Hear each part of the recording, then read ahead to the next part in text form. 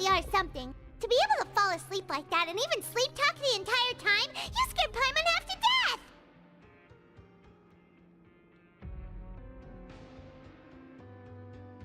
No, but you kept mumbling things along the lines of, Pyron, go take my grilled fish and put down the Adeptus Temptation now! Paimon talked with Sigewinne the entire time you were asleep. She seems like she's just a sincere nurse, and Paimon didn't notice anything unusual in the room. Are you sure we're not going off track with the infirmary?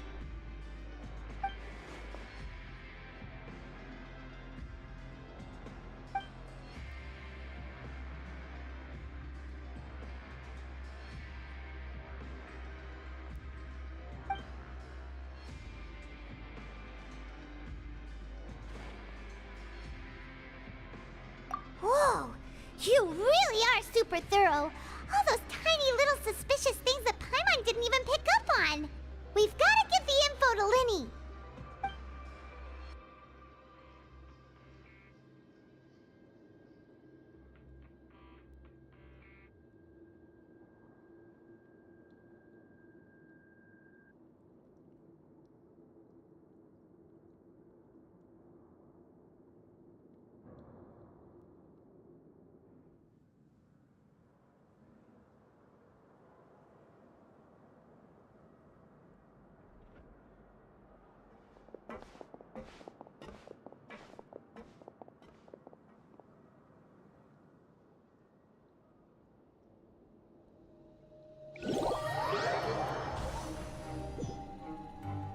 Today's the day! Let's go meet up with Lyney!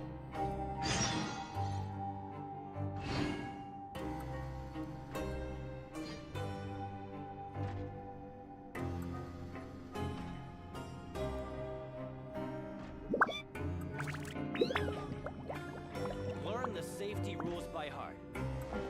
Wait, where's the second part?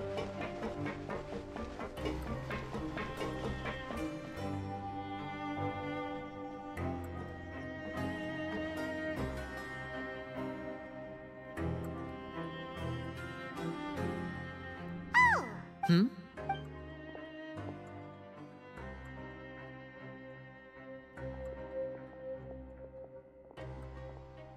Did you two run into any trouble over the past few days? No, we just... We've taken a look at the slip you've sent.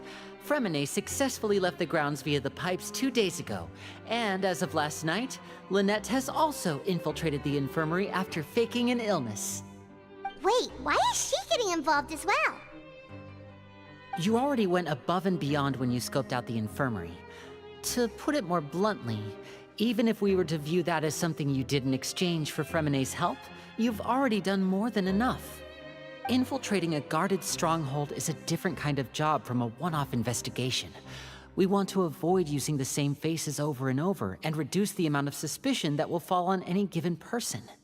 Lynette also felt like you have already taken the first step for us, so she should be the one to finish the job. So that's what Lynette thinks. Oh, Paimon hopes everything's going well for her. Then, let's go check on Lynette before Freminet returns. If everything went well, then she should be wrapping up her investigation right about now. Is now really a good time to go over? According to my observations, Sigewinne always spends around half an hour away from the infirmary right before lunch. Lynette knows this as well, so this should be a good time to meet up with her. Also, I'm her brother, remember? It's only natural for an older brother to care about his younger sister's well-being. Okay, then let's head over right away!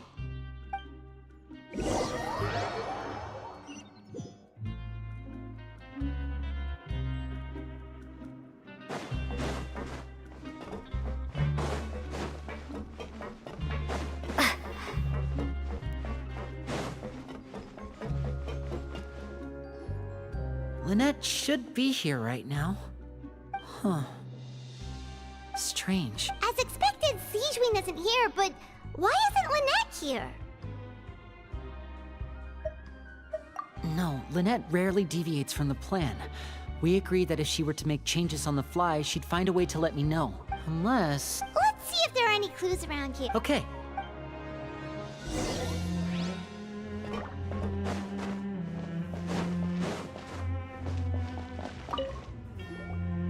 none of the beds have any signs of having been slept in. Except that one over there. That's the one Lynette must have used, right? She would have said her, which means...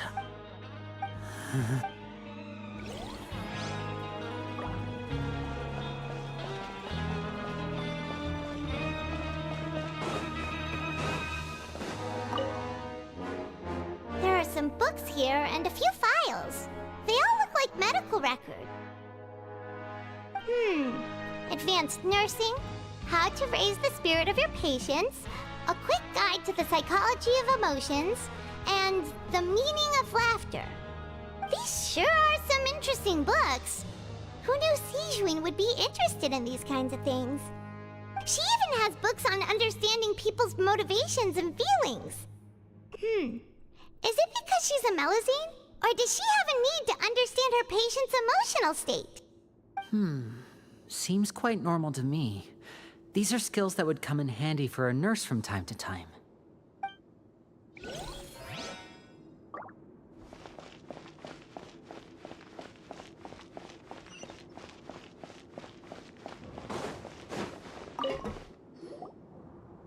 this is it! We saw it before! Wait, this thing? It doesn't look like it's been disguised that well.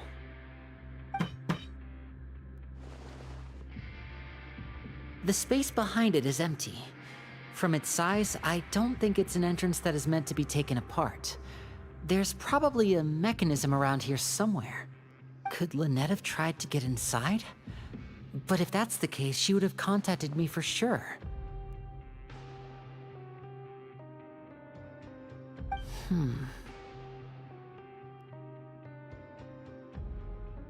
Let's look around here for some more clues.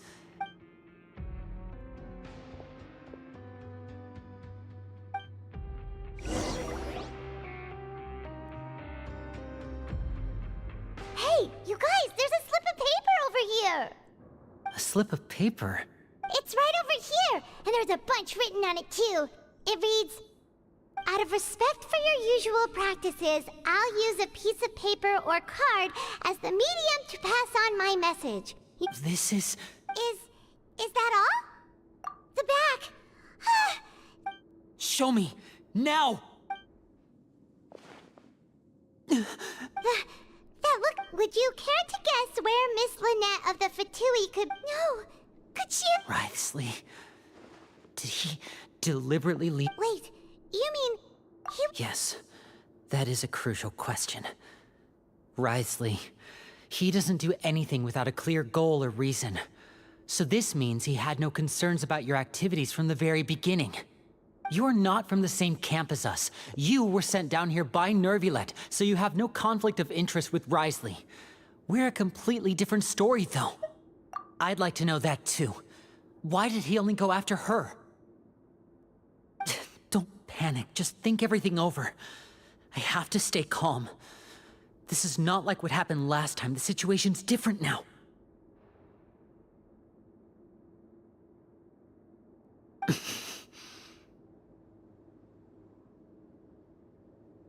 Wait, you're right.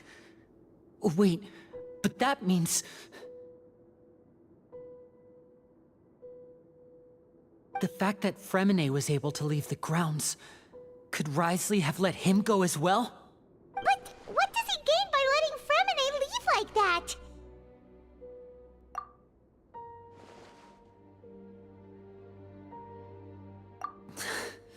So he's challenging me and trying to provoke me, I'm sure of it. We never should have sent out Fremine. We had to go through all that trouble to find an opening to sneak him around the guards and into the pipe, and we even thought luck was on our side. If Wriothesley let him leave on purpose, then he's probably in a terrible spot now as well. Lenny's getting more and more panicked. We have to calm him. Don't be like this, Lenny. Fremine wouldn't have left if we hadn't told you about Child. That was our fault. No. I'm the leader of this operation, and I'm the one responsible for this team. I was the one who failed to protect them. I'll go talk to Wriothesley. Hey, don't be reckless! Traveler, please, talk some sense into him! I simply cannot allow Lynette to be abducted again. I have to go. I'll find a way to get them back! He's rushed out the door! After him!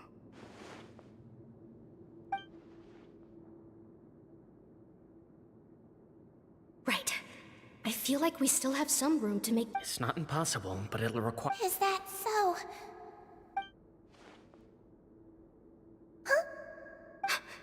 Is someone? Pack everything up. Whoever's outside is eavesdropping.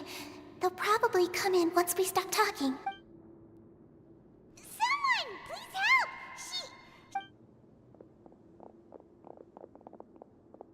Whoa! Are you okay? What a delightful turn of events. I like smart people, but I also like playing... Oh my! What's wrong, little one? There's no... Being able to read human expressions is quite the useful skill. Wait! Wait! It's no use. We have to catch up to him.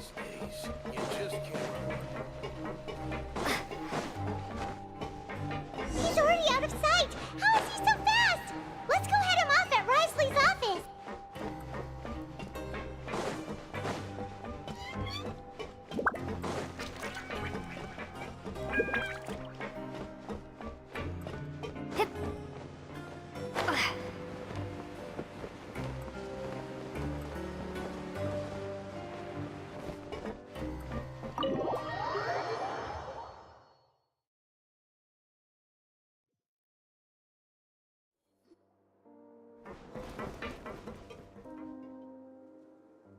Come out and face me, Risley! Aren't we at an administrative office space? Why don't you at least try to follow even a couple rules from the Fortress's indoor management regulations? What did you do to my sister?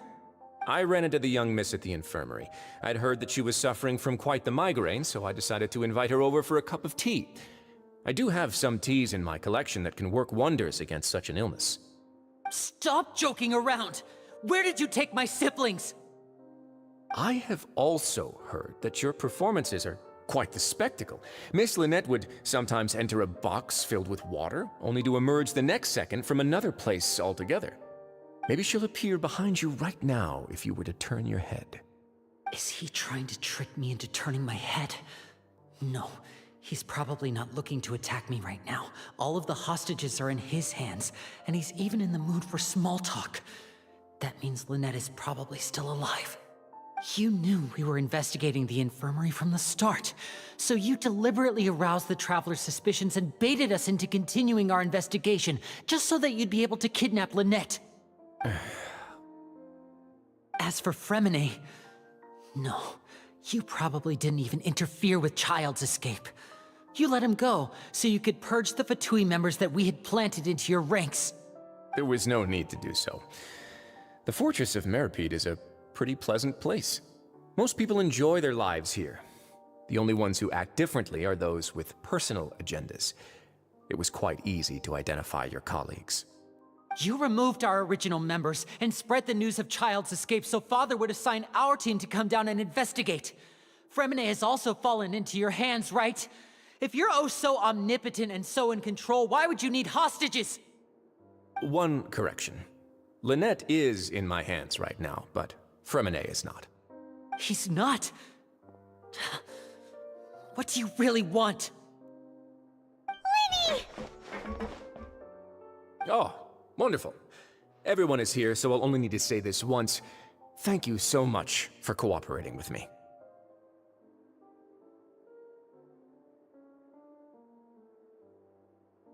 Eager and to the point, I see. Alas, only Miss Lynette is currently having a cup of the Fortress's finest tea. Although, as per your original plan, Mr. Fremine should also have returned to the Fortress by now. But he has neither shown up within my gates, nor has he been taken into any kind of custody. So where do you think he may be right now?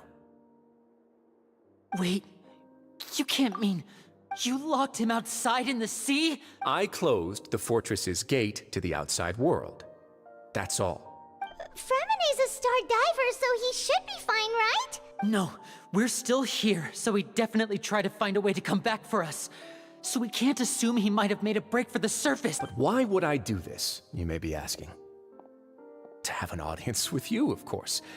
My intel tells me that Mr. Linney is a great magician, so it's only natural for me to want to have some cards of my own when it comes to negotiating. Besides, I do recall you mentioning to Miss Lynette that you've always wanted to have a face-to-face meeting with the Lord of the Fortress of Meripede, regardless of whether it was in a personal or a professional capacity. Well, you got your wish. So, you've been keeping tabs on us before we even set foot in the fortress. Some of my folks just happened to hear a thing or two, that's all. In any case, I will be straight with you. I was willing to play dumb and turn a blind eye, so we had a pleasant few days playing games together here. But once you started focusing on the Forbidden Zone, all of that changed. Mr. Linney, the cards are stacked against you right now. Miss Lynette is in my hands, and Mr. Freminet is still slowly being pickled out there in the brine. You know just as well as I that he cannot last out there forever. You need do but one thing to guarantee their safety. I would like you to contact your superior, and ideally invite her over for a cup of tea with me. You want to see Father? But why should she bother giving you an audience? Well, if she cares for the well-being of her dearest children, she should have plenty of motivation to join me for a parents' evening. I've heard that the bonds between the members of the House of the Hearth are like the bonds of family. I don't see why she would refuse. Why did you think Father sent us to handle the Fortress of Meripede? This place is basically a no-man's land. It wouldn't be fitting for anyone as important as a harbinger like Father to come here in person. Oh, I see. So it's because she doesn't care for my place here. That's such a shame. After all, I've amassed quite the tea collection. I was looking forward to sharing it with her. Both Monsieur Neuvillette and Lady Farina have already received many samples as gifts. Was this the extent of your master plan to get to Father? No matter how much— You people really are difficult to get along with. All I'm asking for is a face-to-face conversation. Does she truly have no interest in the fortress's secret? Mr. Linney, you have one last chance to invite your father here. If you refuse— Linny! Instead of asking why I'm doing this, why don't you try to see things from my perspective for a second? From the very beginning, the Fatui has been actively infiltrating my fortress. I gave you a warning by cutting off the first few operatives I found, but that only caused you to double down. Had you given up on the fortress then and there, I'd have no reason to want to talk. Mr. Freminet left the fortress on his own, and Miss Lynette tried to pry out my secrets right in front of me. No matter how you look at it, the responsibility for this falls on you. I shouldn't ask Father to do anything because of us.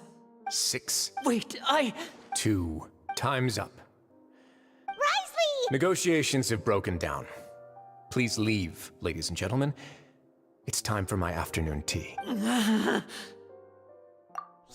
listen to the Traveler. If you can't You do realize that I'm only letting you go because of Neuvillette, yes? You're here helping him out, and I've already done my best to stay out of your way. But that doesn't mean you can just do whatever you want. The fortress may be small and remote, but Then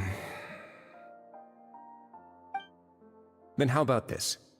Those who are capable deserve respect. You've spent quite some time investigating my home turf. I'll ask you 3 questions. Answer all of them correctly, and I'll agree to your request. Question 1.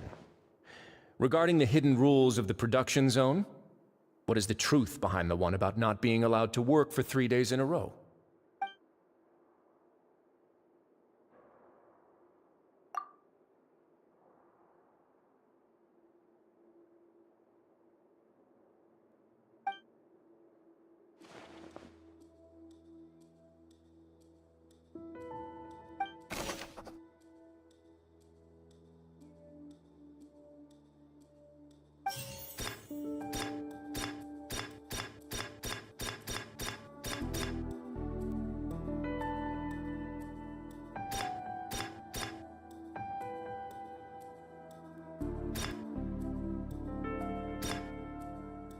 I've been told that the infirmary is always empty for the half hour just before lunch. But what could Sigewinne be doing during that time? The Fonta promoter has been struggling because he doesn't recognize the real value of coupons. Meanwhile, the Duke believes that only idiots who don't understand the value of coupons would spend them on Fonta. We often see Miss Sigewinne observing the prisoners at work near the production zone. It seems like she can perceive the general state of a person's health just by looking at them. Fonta's internal reports suggest that they're starting a new trial of an unnamed and unpackaged product. But the product has to undergo a trial because even Fonta's own employees have a lot of reservations about it.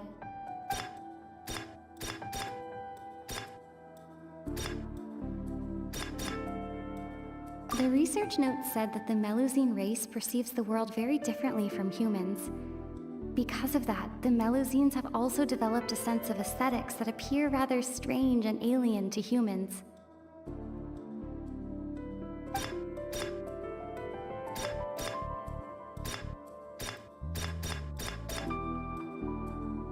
According to Collins, we often see Miss Sigewinne observe.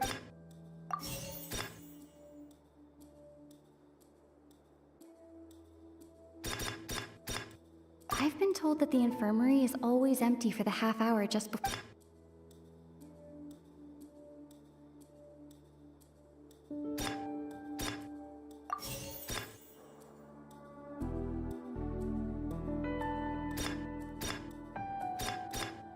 The research note said that the Melusine race perceives the world very differently from humans.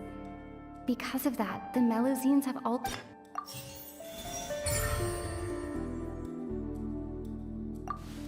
So that's what's going on. Paimon understands it now. Who would have guessed? The hidden rule of the production zone. People are not supposed to work 3 days in a row, and if they do, they'll get strange meat in their welfare meal. At first, we thought this strange meat must have something to do with the people who disappeared, but in reality, they were all prepared by Sigewinne, the head nurse. She often visits the production zone to observe the workers' health and makes a note of anyone who has worn themselves out after 3 full days of work. Out of her sense of duty as the head nurse, as well as her genuine concern for the workers' health, Sigewinne visits the cafeteria right before lunch and cooks an extra dish for those who can use the stamina boost. Sigewinne has only the best intentions with her surprise gift and doesn't want anyone to find out about what she does. However, unfortunately, Melusines as a race perceive the world differently from humans, and their sense of aesthetics, the recipients of her lovingly prepared special meals, cannot taste the care within and usually just freak out. Are we on the right? Not bad. You've uncovered Sigewinne's secret and even guessed her intentions correctly as well. It's nice to know that her efforts have not gone unacknowledged. All right, now for my next question. There are also some hidden rules in the Pancration Ring, including the one that you're not allowed to support both sides of a fight. Why is that?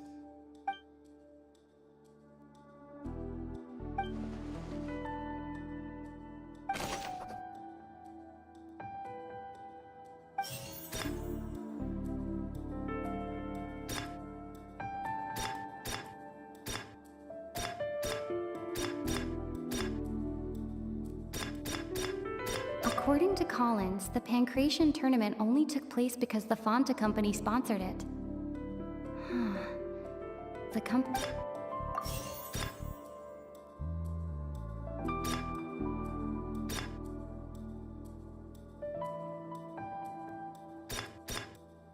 Fonta's internal reports suggest that they're starting a new trial.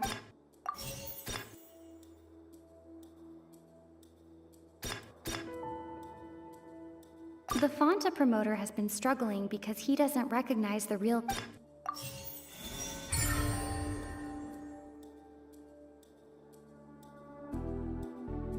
Paimon gets this rule too now, so there really was nothing to be afraid of.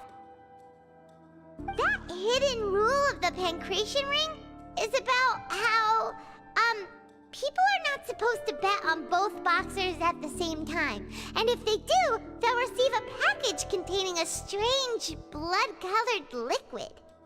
People get scared when they see it because they've subconsciously begun to associate it with the missing boxer. But really, it's just a bottle of the latest yet-to-be-named and packaged new Fanta trial product. A blood-red drink. It's no wonder even Fanta's own staff were questioning the company's decision-making. The company, facing backlash from its own staff, decided to try to trial the product on a smaller scale, to see how it might be received by customers. They came to the Fortress of Meropide and offered to sponsor the Pancration tournament so they could push their new product. But the Duke completely refused to even entertain the idea.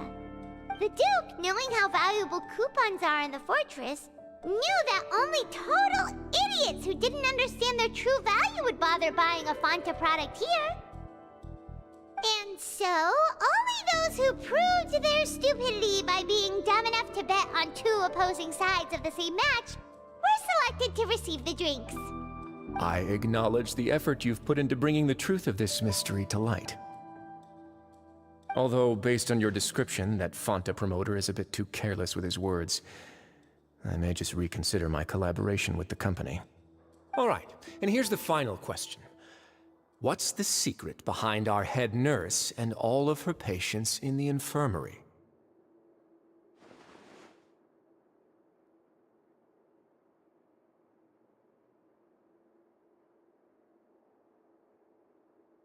Stop your cruel and pointless games, Wriothesley! You know that we haven't finished our investigation, so there's no way we can answer the last question. The thought of sparing Lynette and Freminet never even crossed your mind! You'll pay for this! Ah!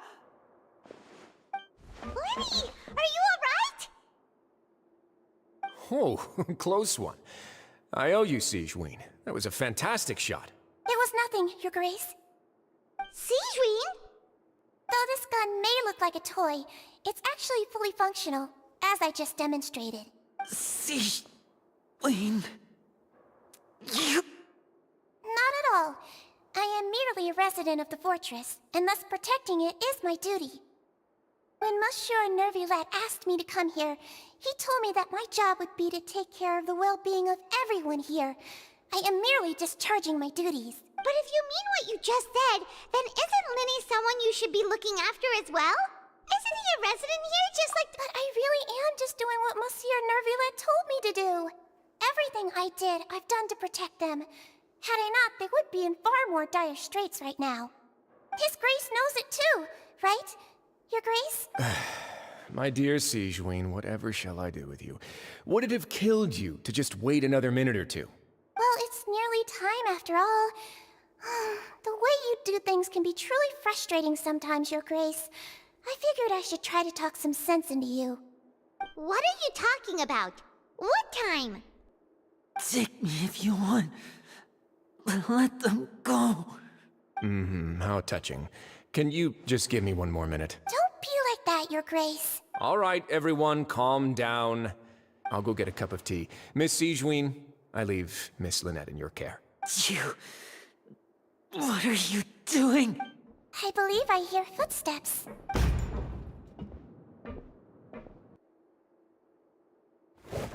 Some space, please. Ah, Miss Clorinde. My door. Freminet... Freminet... What's going on? What is Clorinde doing here? Work. I'm sorry about shooting you, Mr. Linny. The tranquilizing effect will begin to wear off soon. Please take it easy in the meantime. What happened to Freminet? Wasn't he diving just outside of the fortress? Why is he looking like...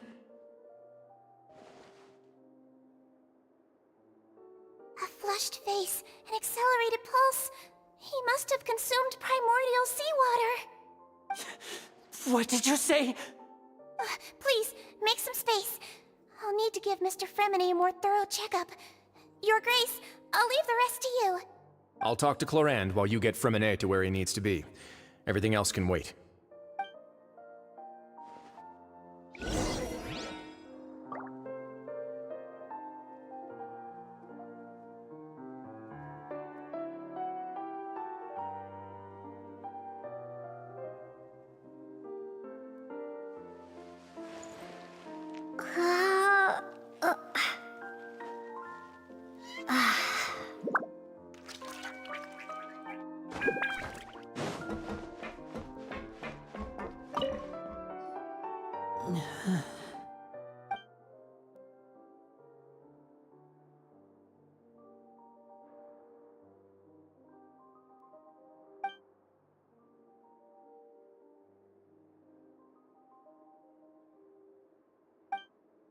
How is he?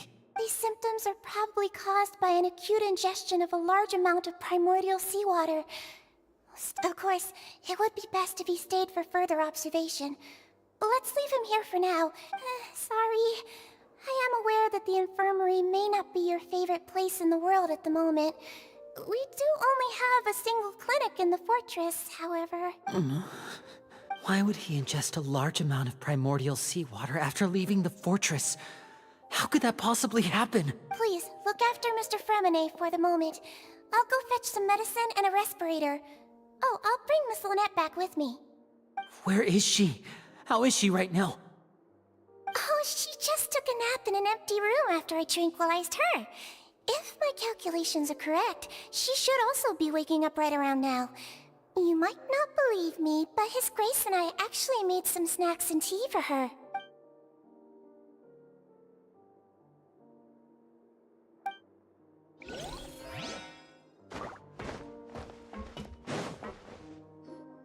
What's that look on your face? I thought I made good time on the way back. Oh, I'm just admiring your punctuality. Had you arrived just a few minutes later, Sigewinne may have been forced to shoot Mr. Lyney again. How's the situation out there? The water has changed. It's pretty much as expected. The concentration of primordial seawater has increased significantly. I was only out there a short time, so it wasn't too bad. But if one were to stay for any significant amount of time... well, you can see how that boy's doing. Where was he when you found him? The abandoned zone at the end of the pipes. A good distance into the water. Closer than I thought. He must have recognized it early on and tried desperately to swim back. Locking the door was necessary. I don't think we could have saved two. Well, I did try to convince him that I had my reasons. Never seems to work, though. It would probably work on Neuvillette. He has a knack for picking out who had good intentions, even when the outcomes were all terrible. It's a bad sign if you're having to plead your case to Neuvillette. Want some tea? Not particularly. If you want to drink some that badly, just say so. Fine, I'd like to get some tea. Want me to get you a cup too, since I've already made it? Might as well then, I suppose. Actually, do you have a towel? I would like to dry my hair. Lyney, are you okay? I'll be fine. They're all here now. Don't worry about me. Are you sure? You don't look alright. My hands and feet are still a bit weak, but that's probably just the residual effects of the tranquilizer shot. I'm back, everyone. Lyney! Oh, Traveler, Paimon, you're here too. Fremine? Is he... He'll be fine. But for now, please help me lift him up.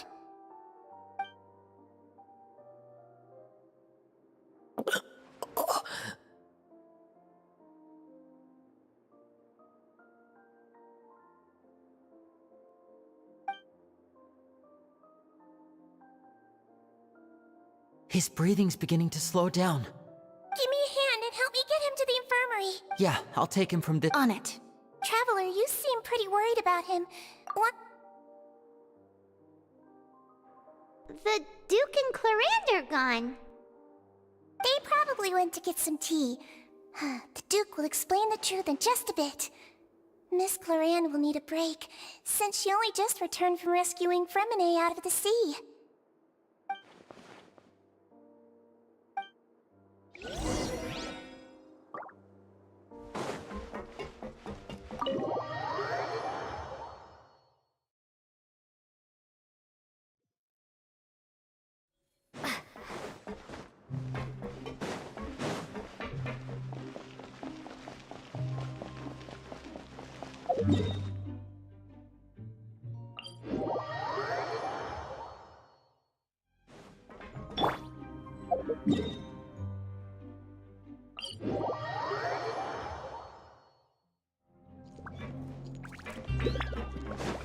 Time to act.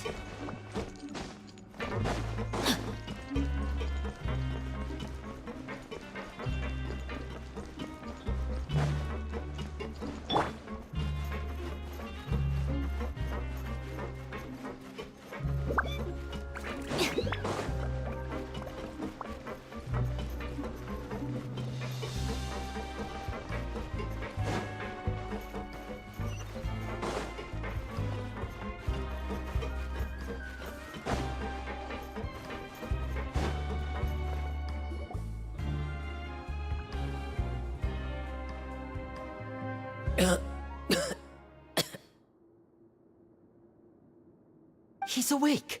Fremine. Lenny. Lynette. We're all here.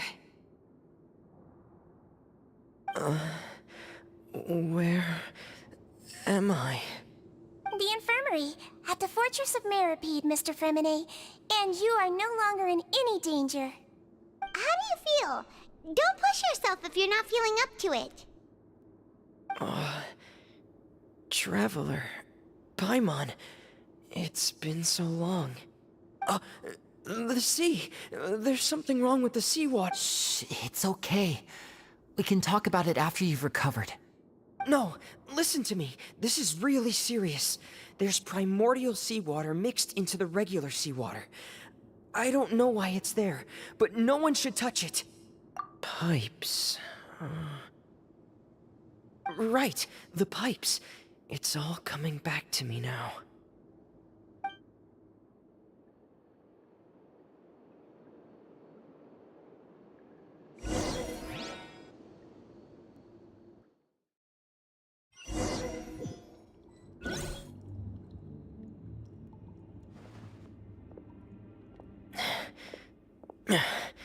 I'm in.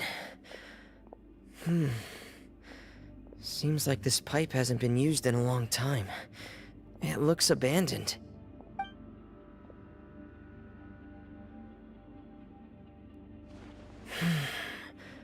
Where could Master Child be?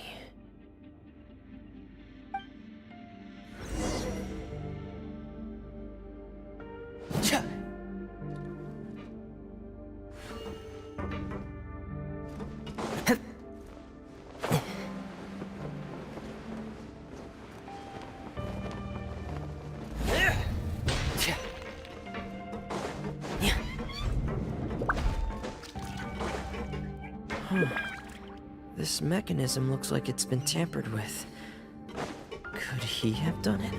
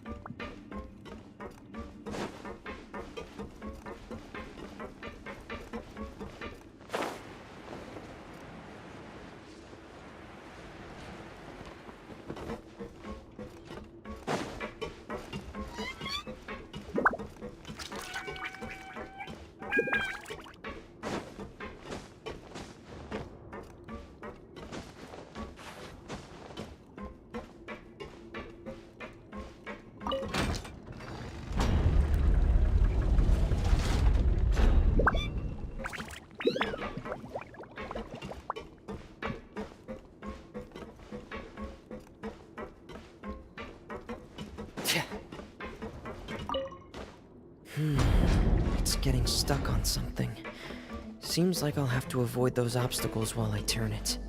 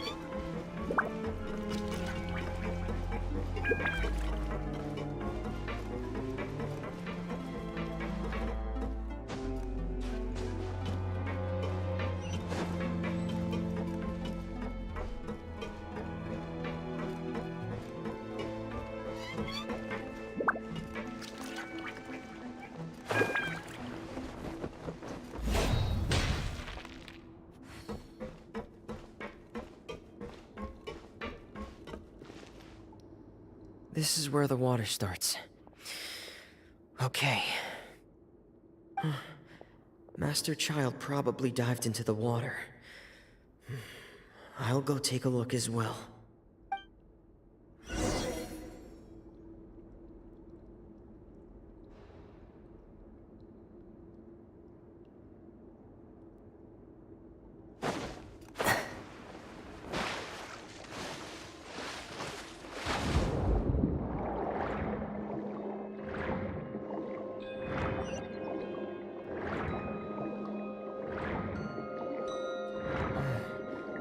The vegetation here is a bit more sparse.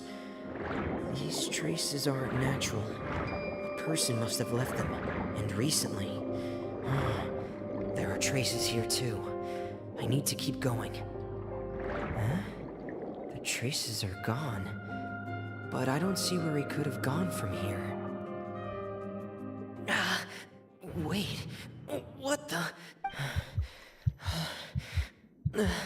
My heart is racing, and it's getting harder and harder to breathe. What's going on? No good. I have to get back. They still don't know anything about what's going on. If I turn back right now, I should still be able to make it.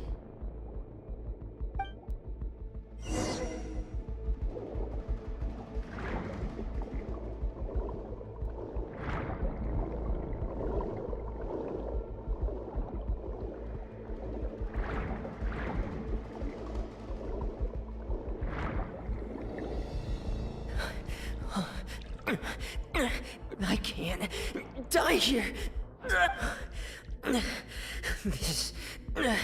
This is bad. I'm feeling worse and worse, and I'm still underwater. I have to push on.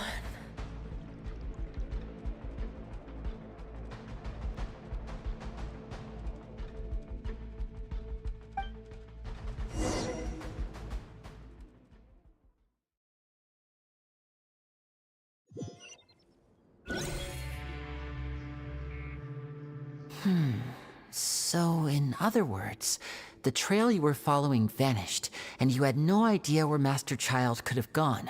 But there was That's right. I tried my best to swim back, but I had already put some distance between myself and the fortress, and I just couldn't find the strength to keep going. Miss Clarande brought you back, but we also don't know why she just suddenly appeared at the fortress, or why she went out to save you. Miss Clarande, you say? I must go thank her in person. You're still too weak, Freminet. You can go after you've had some more rest. Miss Lynette is right. I believe Miss Clarande will stay here as a guest for another few days, so there's no need to hurry. a guest. Then I can assume Wriothesley was the one who invited her to come down here? You should ask His Grace about that. He'll be able to explain better than me.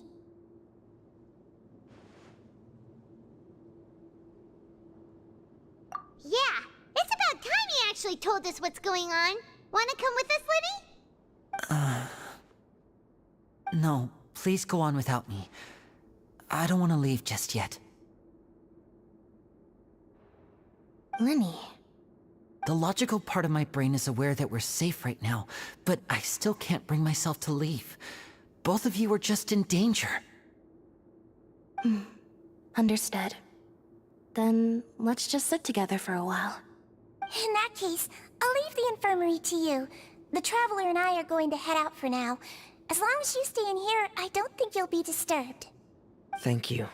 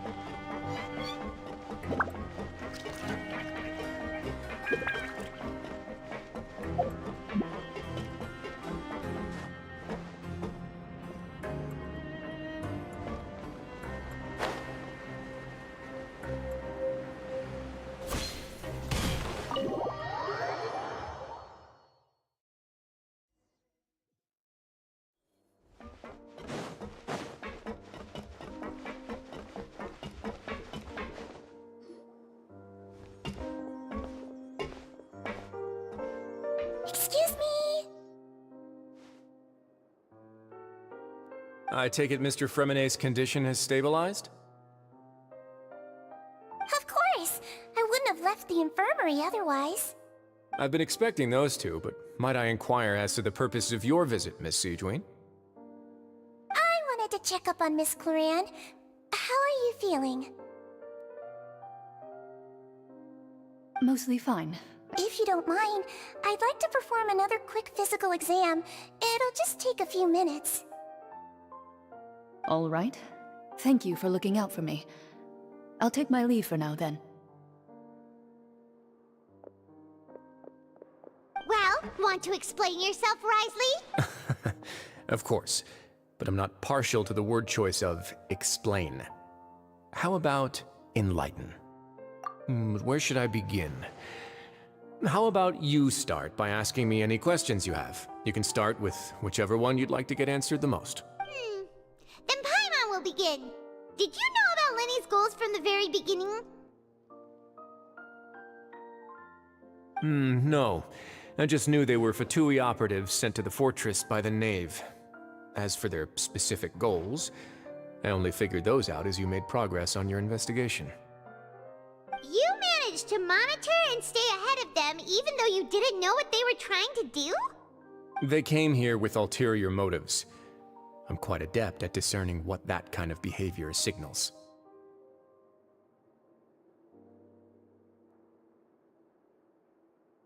Initially, I thought their goal was just to investigate Child's disappearance. Lyney suggested that I had deliberately let him escape, but in truth, I didn't really do anything special to help or hinder him while he was here. Everything he did, from finding helpers to leaving this place, he did on his own. Of course, it's inevitable that the Knave would make a big deal out of her fellow Harbinger's unexplained disappearance. I'm also quite curious about where that Harbinger went, so I figured I might as well let the Fatui do their own investigative work. All I care about is the answer. So you were hoping Lenny's group would just do your work for you! You make it sound like that's a bad thing. Unfortunately, things didn't go as planned. I assume that Fremonet has told you already, the ratio of primordial seawater around the fortress of Meripede is on the rise. The Forbidden Zone has always been Lyney's target, and you got roped into that investigation after running into him. I began to intervene out of concern for your safety, and also to prevent the fortress from becoming entangled in more irksome matters. Are the rumors true? That you're also a former criminal? Now, why would you put it like that? Isn't staying here all day and serving as the manager of the fortress a kind of sentence unto itself? Another form of prison. I just happen to have some support from the rest of the inmates. That's all. Oh, right! Paimon wanted to ask, who invited Cloran down here? Me, of course. I paid her good Mora to come down to the fortress for some field work. As a champion duelist, Miss Cloran could be considered to be an independent party. I needed to find an exceptionally capable person to help me get through the impending crisis. And saving Fremine was part of that crisis? You can think of it like that, yes. Credit where credit is due, that boy is quite adept at diving. Had conditions not been as hostile as they were, he probably would have found the missing Harbinger already. That's not something you should be asking after. Neuvillette only asked you to investigate Child's whereabouts. All I need to prove to you is that the Forbidden Zone had nothing to do with the Harbinger's disappearance. That should be clear now that you've spoken to Fremine. But we've already uncovered that there's something wrong with the infirmary, and we've answered a bunch of questions that you threw at us. Isn't it about time that you answer our last question in return? You make a compelling case. Do you really want to know the answer that badly? Yeah, Paimon really wants to know. Even if the truth may not be pleasant? Follow me.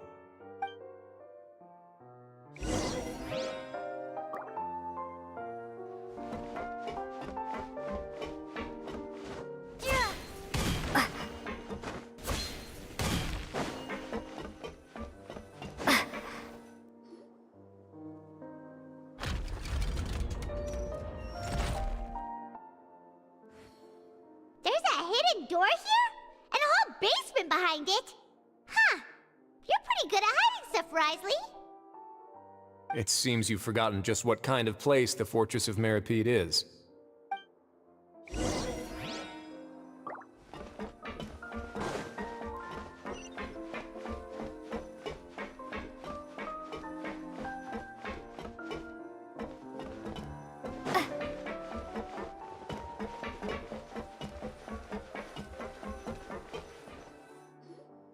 Stand on the central plate.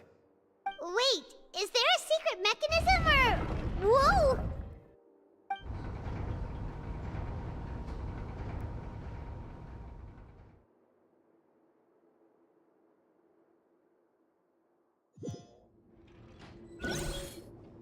So, this is the Forbidden Zone? Honestly, for a place so well hidden, Paimon sure doesn't see anything special.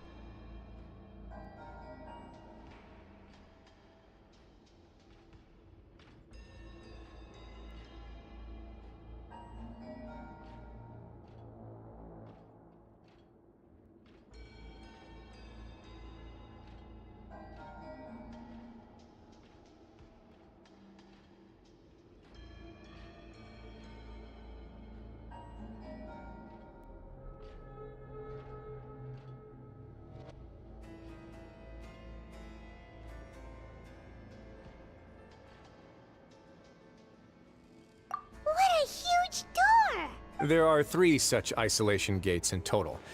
Generally speaking, I'm the only one who's allowed to go inside. Hence the name Forbidden Zone. Am I correct to assume you're going to run on back and tell your little Fatui friends everything? Well, Well, I'd advise you wait until you've seen the whole truth of this place for yourself before deciding whether or not to tell them.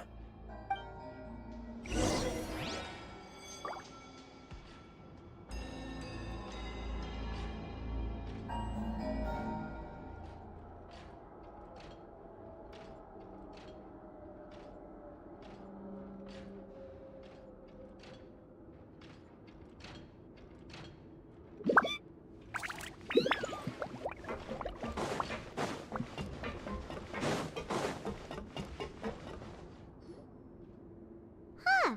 So there's a switch on the side. Stand back.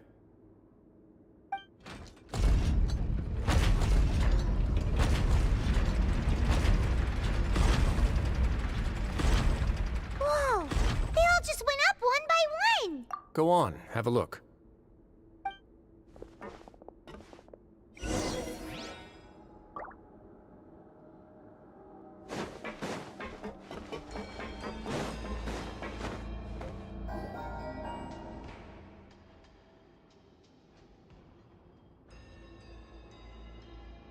I've been interested in what lies beyond that gate ever since I assumed leadership of the Fortress of Meripede. Of course, it would be unwise to recklessly open it, but it'd also be risky and negligent to simply ignore any potential danger that could be behind it. The readings on that dashboard have not budged since the day when I first laid eyes on this place. But over the past year, the needle has crept upwards from its original position, likely because some parameter it's been tracking has changed, if only infinitesimally.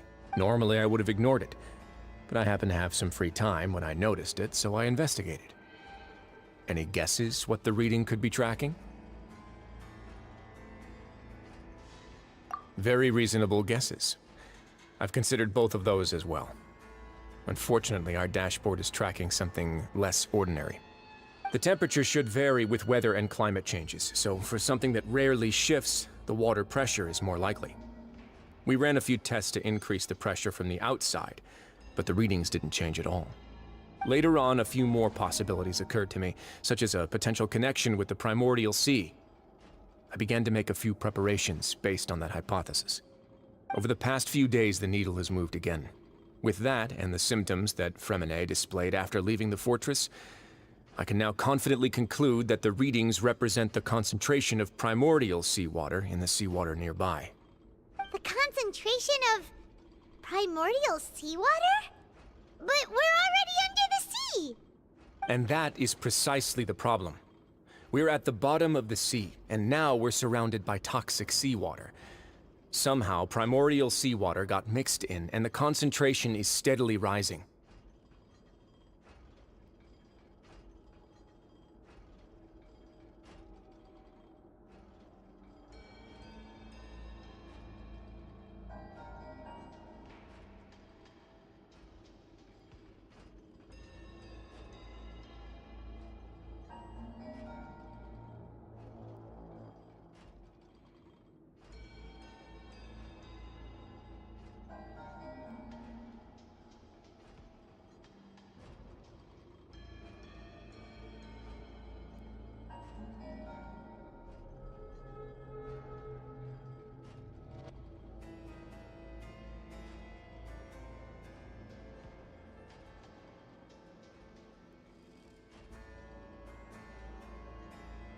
Yes, that's very likely.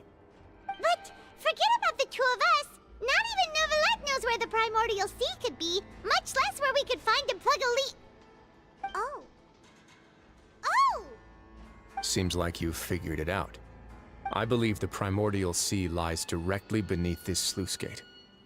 For some reason, the primordial seawater levels have risen significantly, and it's now very close to us. The indicators are now red. Although the gate still stands, some primordial seawater has already leaked out and mixed into the sea around us. If this continues, soon it will no longer be able to hold back the primordial sea at all.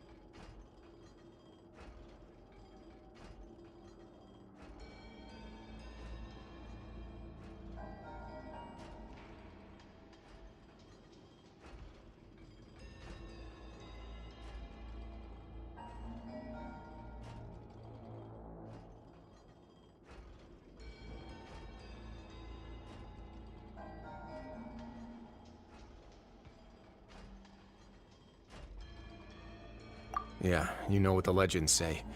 If this place falls, then everyone in Fontaine will be turned into puddles in the span of a night. But that's just too weird! Why would the Fortress of Meripede be built right above a sluice gate for the primordial sea? Who built this place anyway? Your expression tells me you think this might be part of a vast, complicated conspiracy. To be honest, you might find the actual answer may be exceedingly boring. It's just that the secret of the Forbidden Zone had been long forgotten by the nation before I rediscovered it with my research. There's no single founder of the Fortress of Meropide in any traditional sense. What we know about its history has been left to us by the people who used to live here. When the previous Hydro Archon Egeria ruled the land, all convicted criminals from Fontaine were exiled. The people drove the criminals away like a wolf pack chasing away the banished. The criminals received no sympathy of any kind from the people. They were exiled to the desolate seaside, where they experienced only pain, struggle, and the bone-chilling cold. Some of them began to repent, and prayed to the Hydro Archon, asking if there was still anything they could do. The Hydro Archon took pity on them, and said, "You may go guard my secret, deep underneath the waves." And so, leaning on the power of the Hydro Archon, they gathered underneath the sea and began to build a fortress. They became a community down there in the deeps, and over the years helped it to grow. As the number of exiles increased, more and more people joined the community. When the first group of exiles died, they left the yet unfinished fortress to their successors. The Hydro Archon continued to lend her support, allowing the fortress and what it stood for to continue growing ever larger. Before long, this dark underwater fortress became the sinner's only home. And with that, the people here stopped referring to the fortress as a prison. They saw themselves as repenting sinners who would regain their freedom once they had sufficiently redeemed themselves. But as time went on, people also realized that the fortress was a lonely place. Once they had gotten used to life here, they could no longer feel comfortable living in the overworld. Once they had finished serving their sentences, some people left and some others chose to stay. They'd find some idle position and let their withered souls fade away with the ancient secrets of the past. After many, many centuries, few people still remember the reason for the fortress's founding. Now they just see it as an integral pillar of Fontainian society, as the place where criminals deserve to be sent. Now and again, researchers manage to break one law or another and live out their days in the fortress. I learned all this from an elderly historian. Everyone else just thought he'd made it all up. But now you know every part of that history is true. Indeed. It's just as the prophecy says. If this gate fails, then everyone will be dissolved into the sea.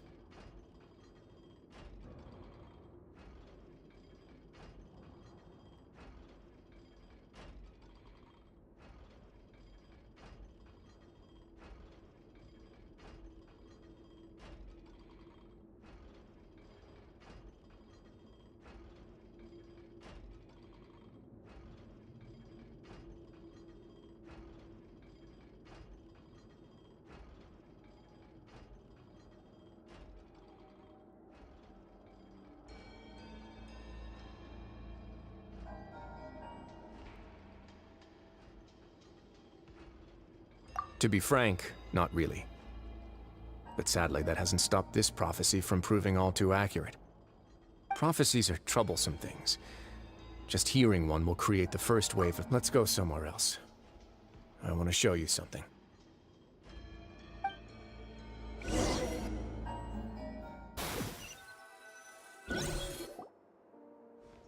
This is it. Your Grace, perfect timing. The results from our last round of experiments have... Wait, Jurier, he's not alone! Huh? Lorvine and Jurier? No need to panic, you two. I've already told them about our plan. What? After you warned us not to tell a single soul about any of this? I'm skeptical as well. Are you sure they are trustworthy? The results speak for themselves, don't they? These two may already know more than you could ever imagine. All right then, if Your Grace insists. They seem harmless enough, so I'll trust them for now. Well, how about some reintroductions? This is Jurier, one of the highest-ranked researchers from the Fontaine Research Institute. He used to work under Edwin. I trust that you've heard of Edwin? Good. Saves me a bit of time explaining. Edwin's main areas of research were Archeum and gravimeters. As his assistant, Jurier is quite familiar with them as well. I hired him to be my technical consultant. You want to... what a lovely idea. I'm already imagining it in my head. Gotta admit, I'm tempted as well. Guys, focus! Focus! That taskmaster over there is Miss Lorvine, and is also one of my technical consultants. While Jurier used to be Edwin's assistant, she used to be Jurier's assistant. Ooh, are they together?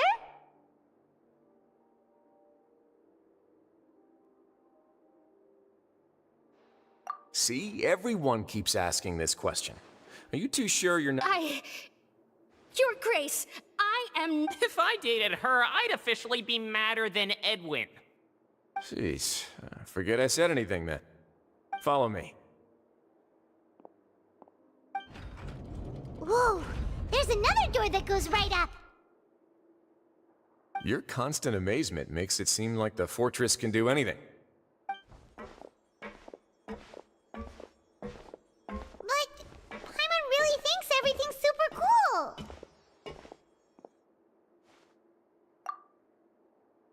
Well, let's spice it up a bit. And here you go.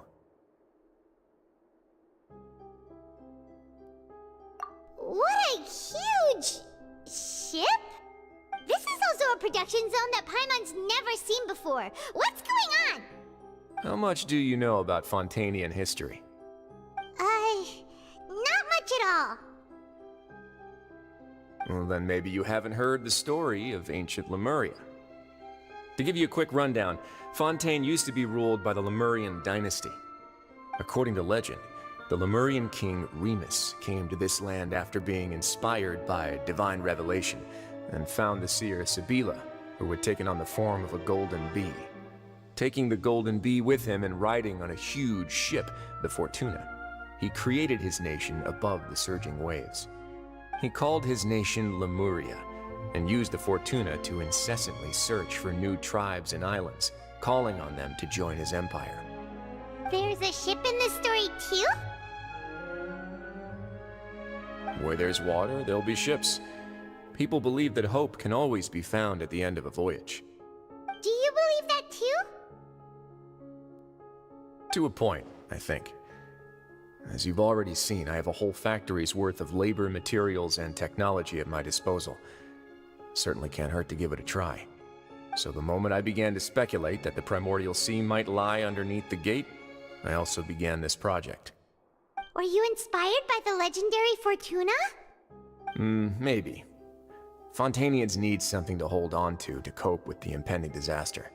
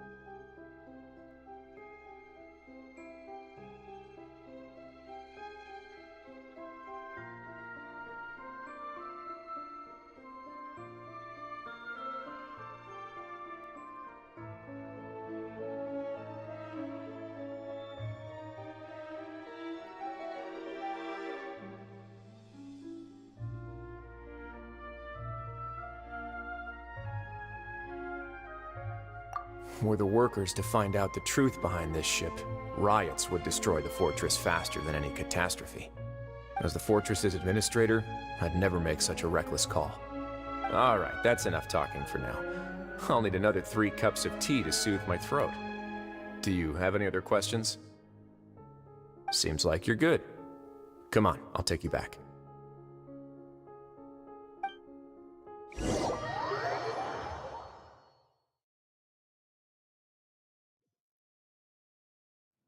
I'll leave you here for now. Oh, thank you so much. No worries. But don't forget, it's up to you whether or not you want to share what you just saw. What you do from here on out will likely affect those 3 as well.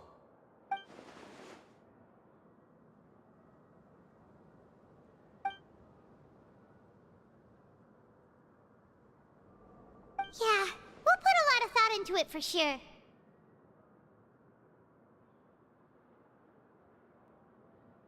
Great. I look forward to what happens next.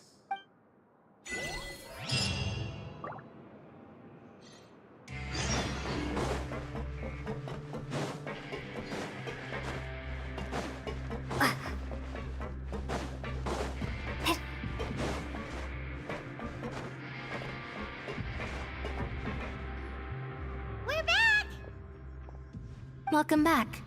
Do you want a cup of tea? How can you be so much like Risley, always drinking tea? Huh. Actually, now that you mention it, I just remembered something now. While I was sedated, I could still barely hear 2 people talking next to me. They were discussing Must have been Risley and Sijwin. Yeah, I heard 1 male voice and 1 female, so... I really can't make sense of this place. So, Traveler, Paimon, were you able to learn anything from Risley? Yeah, he explained everything. Very well. Then, would you mind checking your answers against my speculations? Yeah, I took the time to rest, so I'm feeling a lot more relaxed now. Nobody else is around, and Miss Sijwin is also busy with something or other. So let's just talk here. All right, then I'll posit my theories. I asked myself 3 questions. Firstly, why was Fremine affected by the primordial seawater? It was because he dove into the sea. My theory is, the long-lost primordial sea is probably very close to the fortress of Meropide. Ooh, he's good. He got that right on the first try. That's our Lenny. Secondly, Risley's attitude changed dramatically during the course of our stay here. He ignored us completely at first, then suddenly roadblocked us. Why? I spent quite a long time thinking about this. If he has been monitoring the Fatui since the very beginning, he probably ignored us at first because he was hoping we could find Master Child for him. What's more, the Fortress of Meropide is not part of Fontaine's court system, nor does it report to Iudex Nervulet. Risley is basically the king of a no-man's land. As long as the fortress doesn't do anything about Master Child's disappearance, Father can use it to pressure the Fontaine authorities. And while the 2 factions are pitted against each other, if I had to guess, he probably has something that he's working on himself. It's likely related to the secret of the infirmary, but I just can't think of what it could be. You're super... Thanks so much. Then finally, there's the last question. If Risley does have a plan, what could it be? All I know for now is that his plan probably has something to do with the changing nature of the seawater. He's even gotten Cloran to help him out. That can't be the full extent of what he's doing. There's probably a secret passageway behind the block in the infirmary, and there's something big in the fortress that most people here never get to see. He has a bargaining chip, and it could be important enough for Father to deal with him directly. I don't have enough information, so I have no idea what his chip might be. But let me guess. You have the last piece of the puzzle.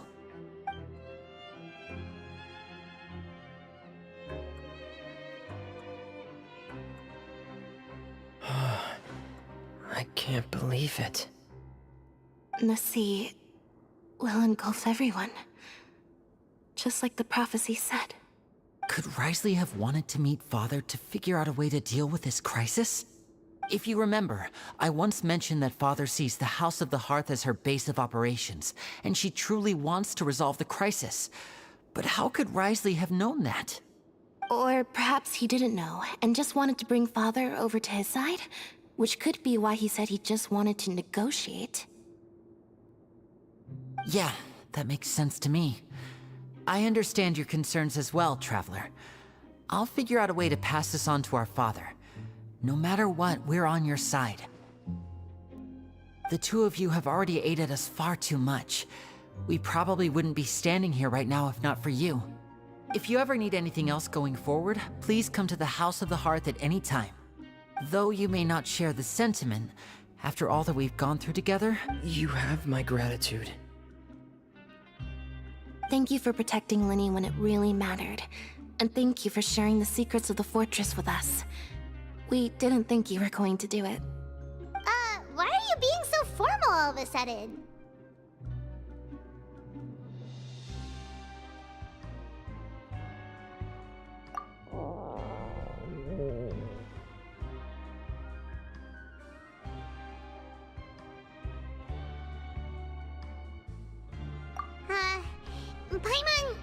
Paimon's hungry. Oh, you've done so much already. Go get some food. Alright, then we'll catch you guys another time.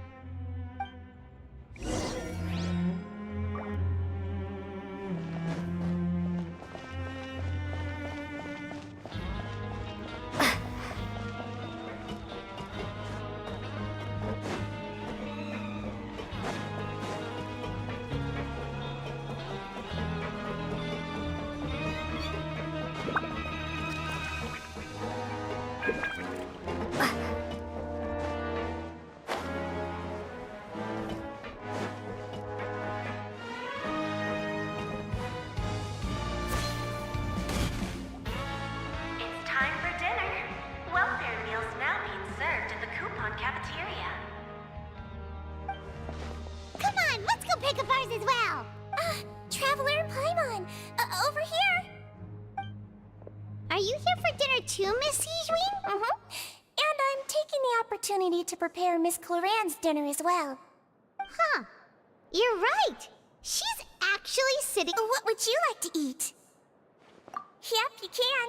I've already talked to our chef, Mr. Wolsey. It's all on me today, so you can get whatever you'd like.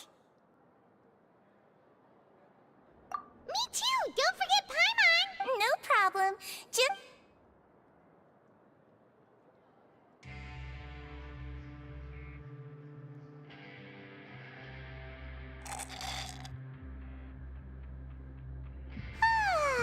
So delicious.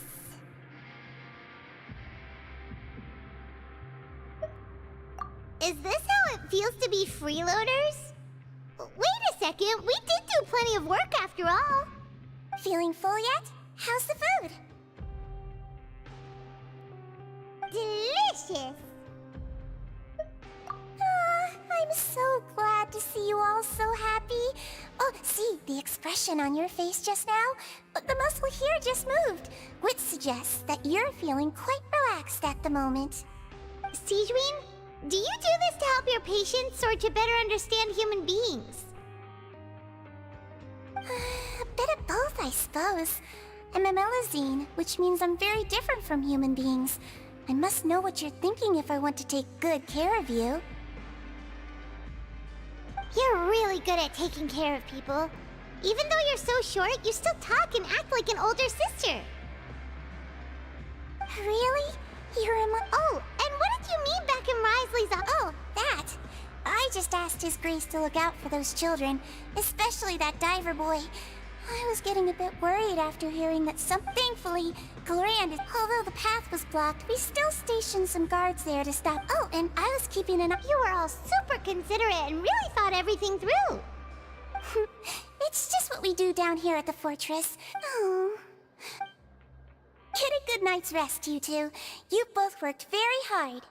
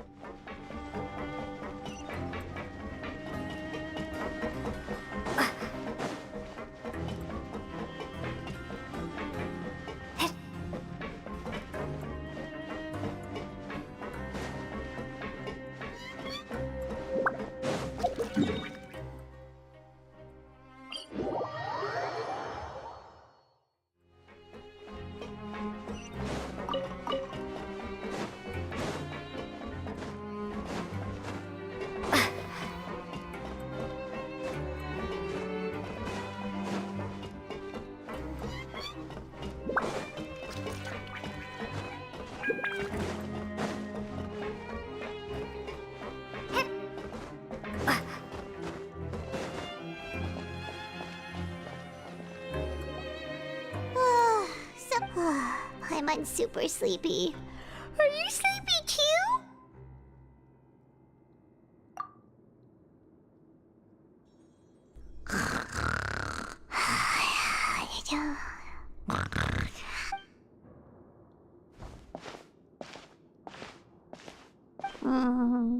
Delicious. Paimon wants seconds for free.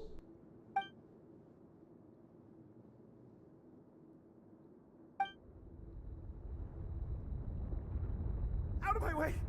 Get what happened? Why is everyone running? No idea, but something must have happened. Stop asking! Who's yelling?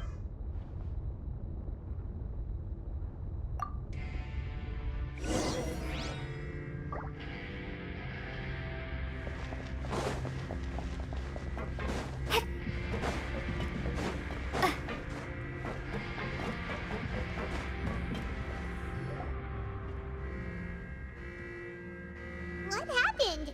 Why is everyone running around? Hey, what are you doing? No time to explain, mate. Goodbye.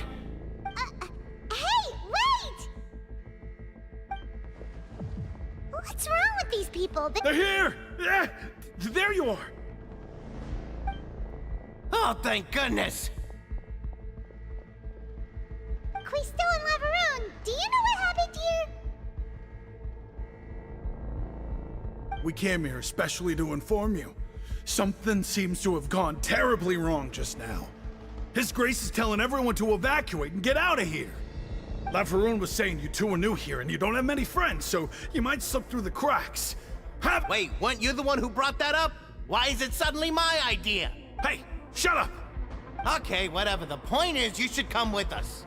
Yeah, he said to get as far away as possible, upwards and outwards.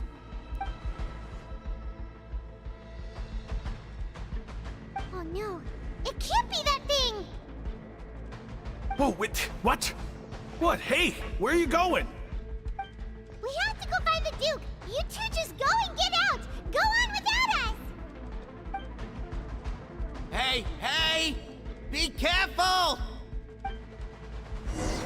Attention! Please evacuate upwards and outwards, upwards and outwards. If you're already at the topmost layer, then try to move as far outwards as possible.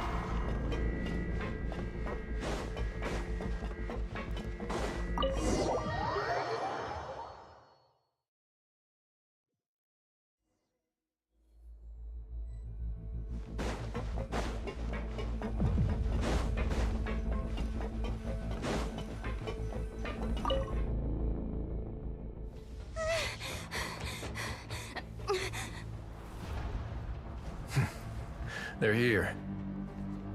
Just like I said. What happened?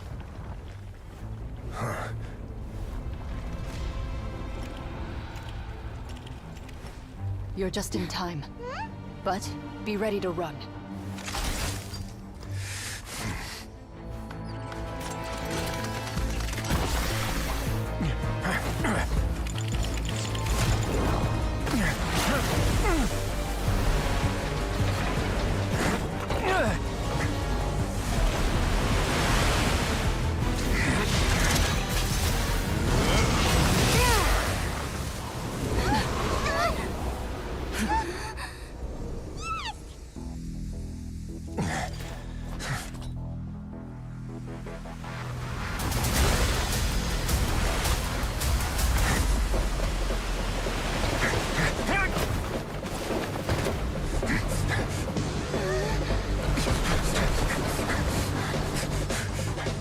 Three, 2, 1.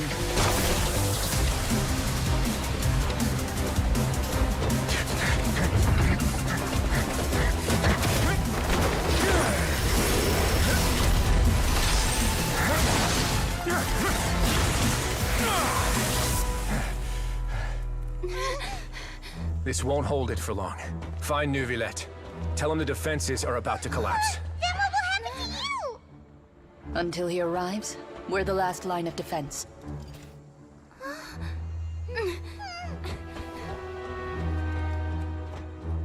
The gate. How long do you think it'll hold? That depends on us.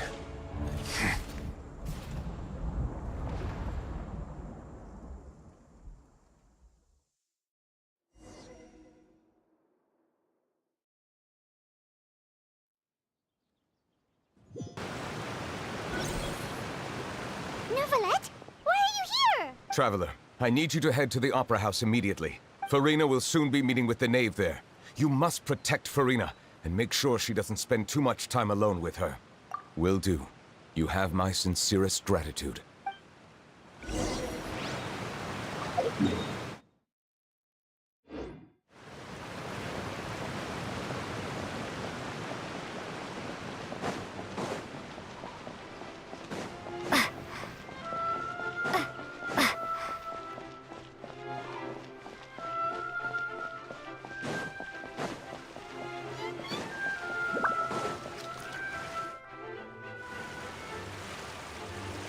Look! There are a ton of Fatui Palais Mermonia people over there! Are you two the Traveler in Paimon?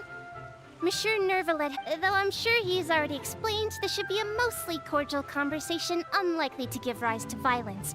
But it would be most appreciated if you could protect Lady Farina to the best of your abilities.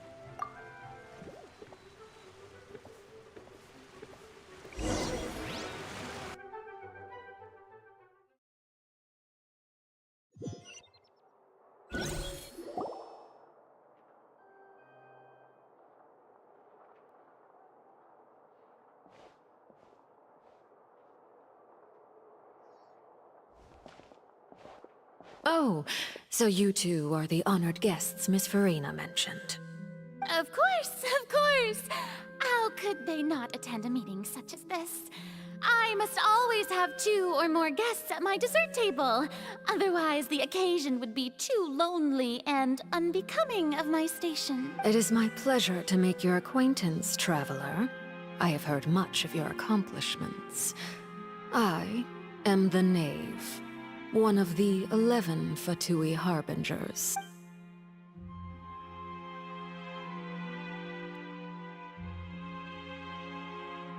I've already prepared seats for you.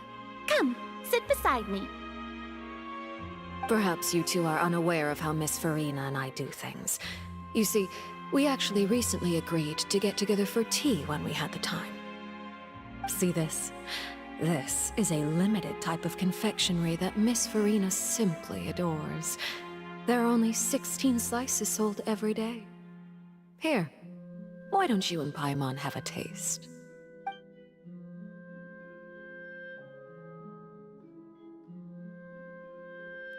Traveler, what do you think of this cake? That's good to hear. So what Child said was on the mark after all. You do share a taste in desserts with Farina and I. I wonder how he's doing nowadays. Since we're talking about him, I feel like I should add something. His martial prowess really looked certainly pretty impressive, yeah. Oh, so you're also familiar with his aptitude for fighting, Miss Farina. Oh, right. I almost forgot. Child was subdued by Iudex Neuvillette right in front of you. Against ordinary people, my colleague would never be on the back foot. But alas, he just never imagined he'd run into such a person. I must express my admiration for Monsieur Neuvillette. Coming from you, that's not surprising at all. But I thought you would be happier to hear the news. Of course, but it's still a bit of a shame. You see, I would have been far happier had I received this news somewhat earlier. As you well know, a long time has passed since Child disappeared.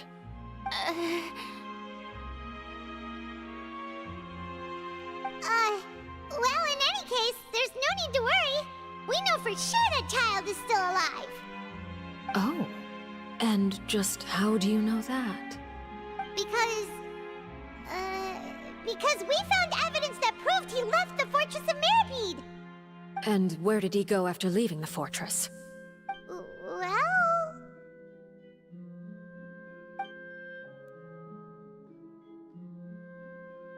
The Fortress of Mirapede lies deep beneath the waves. Unless he pranced right out of the main gate, he must have had to swim for it. Do you have any proof that he Ah, that is good news at least. His sister Tonya sent a letter to Fontaine not too long ago. Since he was unfortunately unavailable, I picked it up on his behalf. Do you have any idea how he usually writes back to his family? Dear Tonya, your letter made me feel like we were still enjoying our time in Snezhnaya together.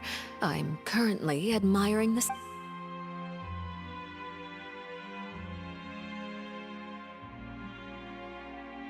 All letters tend to follow the same few formats anyway, right?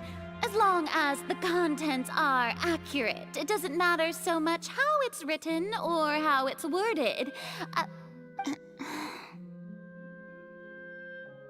Hold on. The water in the teacup is shaking. I suppose this is also a sign. I don't quite understand what you're trying to say. Have we entered into the next stage of the prophecy?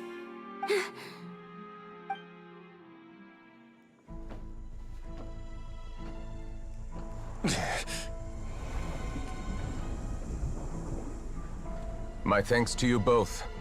I will take it from here.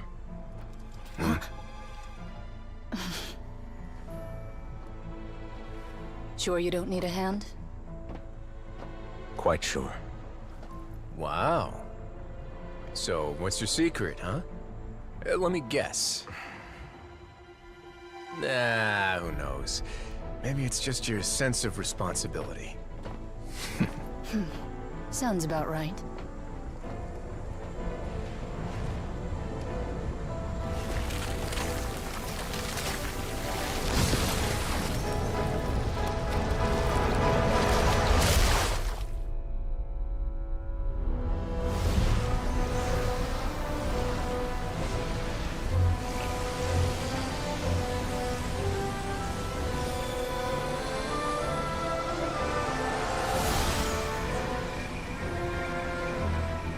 Day may come when the prophecy is fulfilled, and the waters burst forth. But it is not this day! This ancient power could easily obliterate an entire race. A tsunami of fury would unleash endless catastrophe.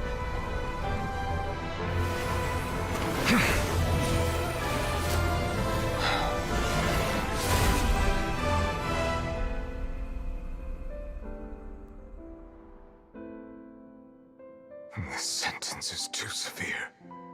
Forgive me for overruling it.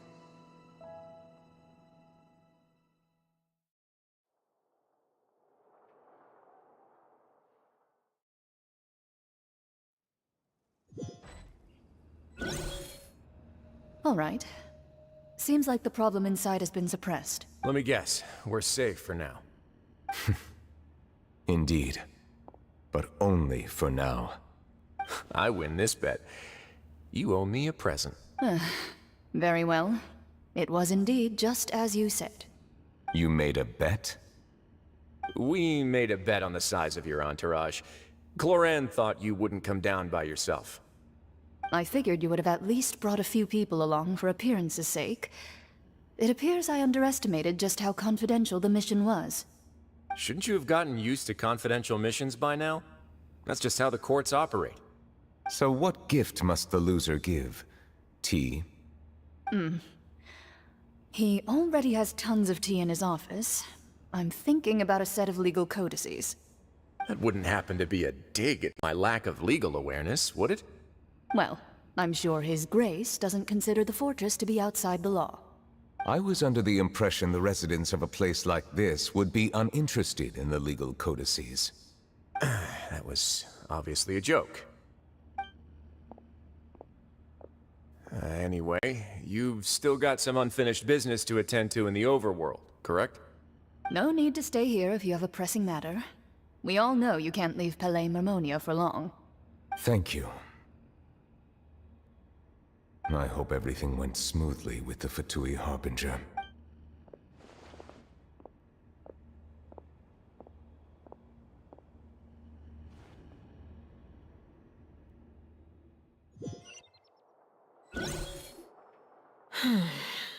I must say, we've spent long enough playing house. Miss Farina, as the Hydro Archon, I am sure you understand the exact meaning of the phenomenon we just witnessed. Or should I say, that's what I originally thought. But looking at your expression, was I wrong? And you haven't a clue? What are you trying to say? At this point, I don't think there's any more need to speak as diplomatic representatives. Allow me to speak to you now as just a Fontainian. You know the prophecy by heart, and also that every part of it is being proven true. Yet, here you are relaxing, drinking tea, and eating desserts as if it's all nothing more than a few stray bugs in your garden. Do you really think that's acceptable? The prophecy's hanging above our necks like a guillotine. Every faction is looking for a way to either avert the disaster or save their own. Even the orphans of the House of the Hearth have devoted everything to saving their homeland. But you? It beggars belief just how nonchalant and carefree you have been. From the very beginning, you, the god Focalors, you have utterly failed to take action. You're wrong. I've never ignored the prophecy, nor have I just been passing the time in self-indulgence. Retract your accusation and stop doubting the wisdom of the gods with such absurd conjectures! I am not alone in my doubts, you know. All the children of Fontaine may be harboring the exact same thoughts right now. Oh, great Hydro Archon. How are you going to save them? Save us? How are the people you've sworn to protect supposed to survive in a land that will soon disappear beneath the waves? I have my ways, and I've been working on them for all this time. Even if you look down upon me, you have no right to judge me! Fontaine will be saved. Even if I still cannot see the true future right now, as long as I continue on as I am, I will be able to hold my head up high!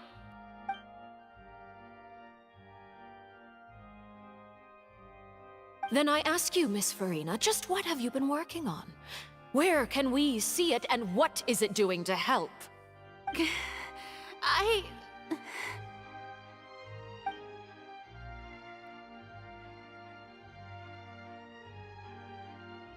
My machinations are just like the prophecy itself.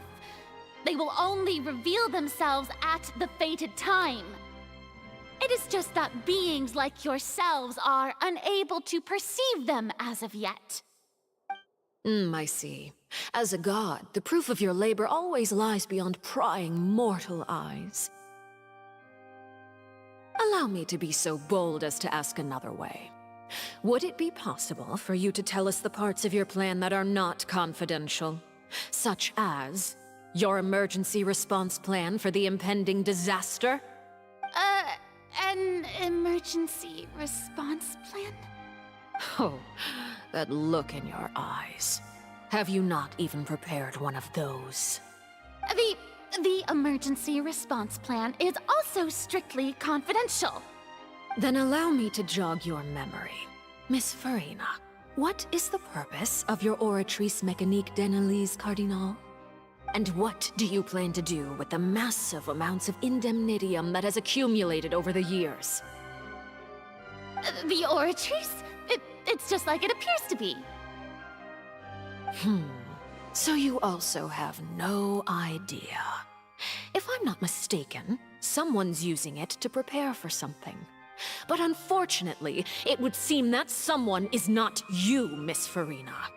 I first caught wind of this when Lyney tried to investigate the Oratrice in the Opera House. You see, Even just getting close to the core contaminated him with an extremely large amount of indemnitium. But even if that had nothing to do with you, then what could you possibly be working on, oh great Hydro Archon? Oh, right. I almost forgot. Udex Neuvillette is not at the tea party with us today. Miss Farina, I suppose you must have ordered him away to take care of some troublesome business.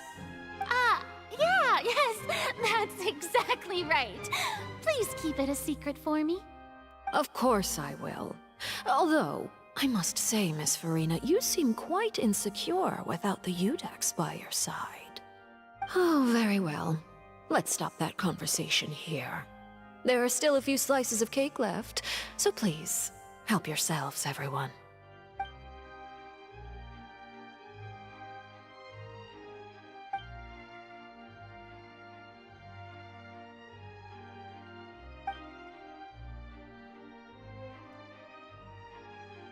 Traveler, I heard that you were recently commissioned to handle a few matters on behalf of the Udex. Why don't you take an extra slice of cake? Those who work hard deserve gratitude and praise. You too, Paimon. Thank you. Paimon will take you up on that offer.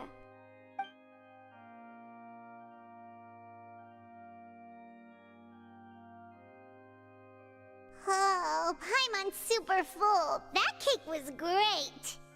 If it's on my tea table, it must be of the highest quality. Yes, and we must thank the knave for bringing these over as well. You're welcome. I'm sure the cake also felt greatly honored to be featured at Miss Farina's table. And I was merely catering to Miss Farina's tastes, seeking a chance to chat over tea. It is getting late. Why don't we call it a day? There are still a few matters that I need to take care of, so I must take my leave now. Very well. We'll end it here. Mind seeing me off, Traveler? We could use the opportunity to discuss Child before I must be on my way. Paimon's coming too!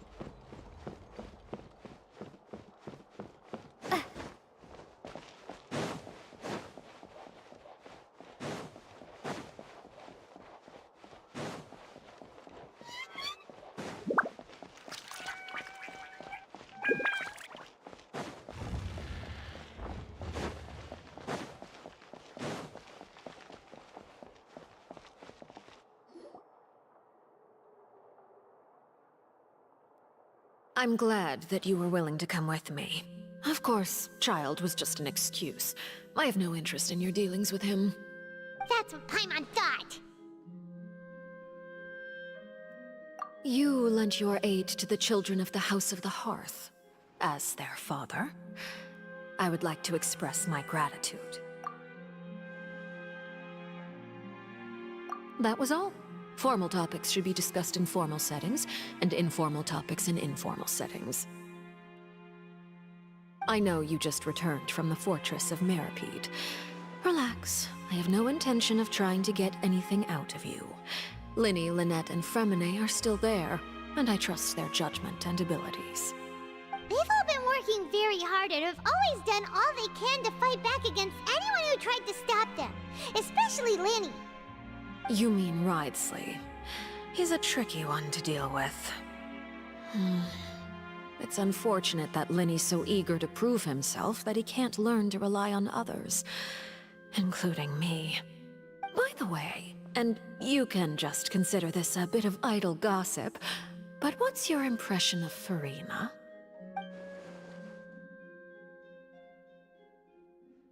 You are outside of our disputes, and the freest person in all of Fontaine, able to move around most easily. Allow allow me to share my perspective with you. And that's everything that happened during the trial.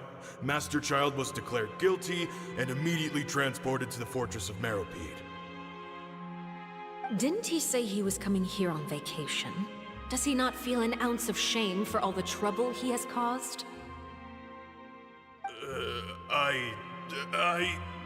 Forget it. He did give us an opportunity. I will be meeting someone shortly. Do you require help with any preparations? No need. I will take care of it myself. I need to meet with Furina, the Hydro Archon. She is at the heart of Fontaine. But what's fascinating about her is that she often seems more like a celebrity than a working Archon. Oh? Come over here, you little critter, you!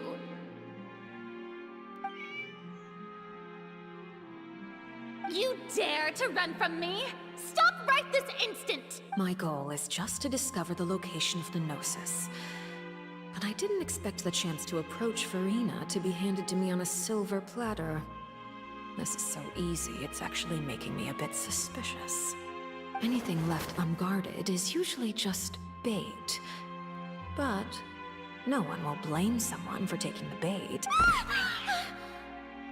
It's just as I guessed in the second before I struck. The Hydrognosis is not currently held by the Archon. In fact, this Archon doesn't seem like a god at all. And I sense that she's under some kind of curse. Who are you? And what are you? The fear in her pupils is genuine. So perhaps she's not bait after all.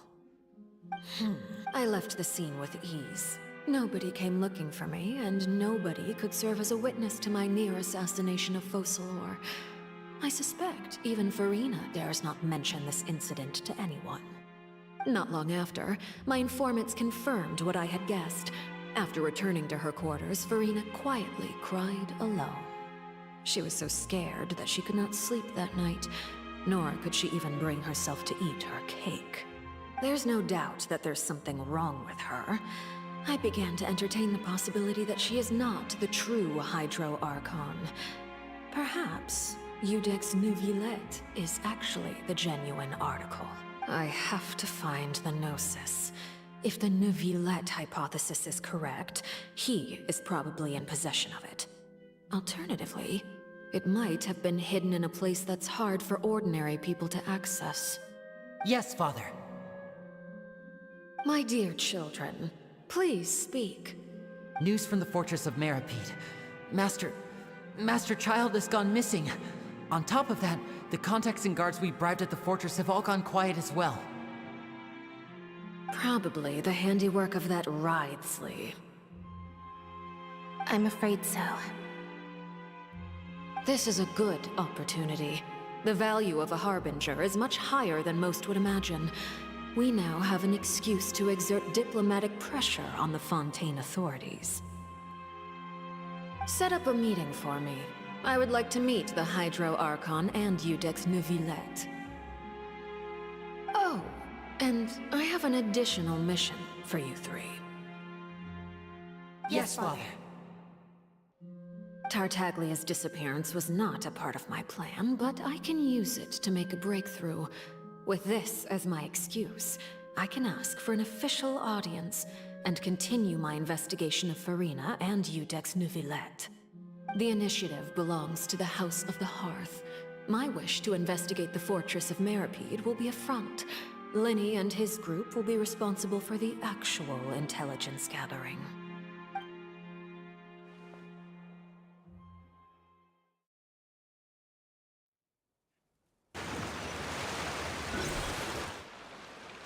You should know the rest. Linny's group is quite close to you, so they wouldn't have hidden anything from you. You attacked the Hydro Archon? It wouldn't mean anything, even if you shouted it from the rooftops. After all, even Furina herself is still pretending that nothing of that sort ever happened. Alright then. I've now had 2 chances to enjoy tea with Furina. I have to say, The leadership of Fontaine is even more inscrutable than I had imagined. I once surmised that Iudex Neuvillette must be the Hydro Archon, but now, that doesn't seem right to me either. I am a servant of Her Majesty the Tsaritsa. Over my years of service, I've learned how a real Archon conducts and carries themselves. Whether Iudex Neuvillette or Furina, neither fits the bill. It's hard to imagine either of them as the Archon. Of course, that is all just how I feel. Gut feelings often do not require justification. It is, however, quite amusing to me that after all my years working in intelligence gathering, I've come to realize I am at a complete loss regarding the identity of the god of the land of my birth. Don't you think Fontaine is quite intriguing? A catastrophe looms, yet many secrets have yet to rise to the surface. It looks like Fontainians will have no choice but to save themselves. Ultimately, though, one must survive in order to do anything else. Should the need arise, I would be happy to cooperate with you. You don't need to commit to anything right now, of course. I have a feeling that the situation will continue to evolve, and as your name is often connected with noble deeds, I'm sure we will work together someday. He certainly returned quickly. You must want to catch up with each other, so I'll leave you to him.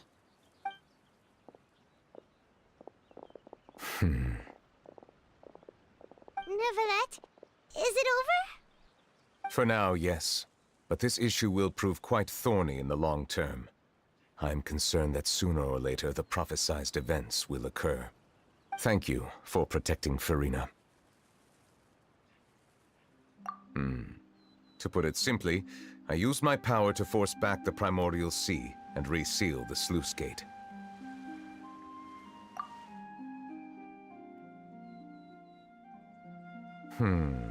So as expected, the Knave has turned up the pressure on Furina. She's trying to feel her out, though I'm still unsure as to her motives. Permission granted.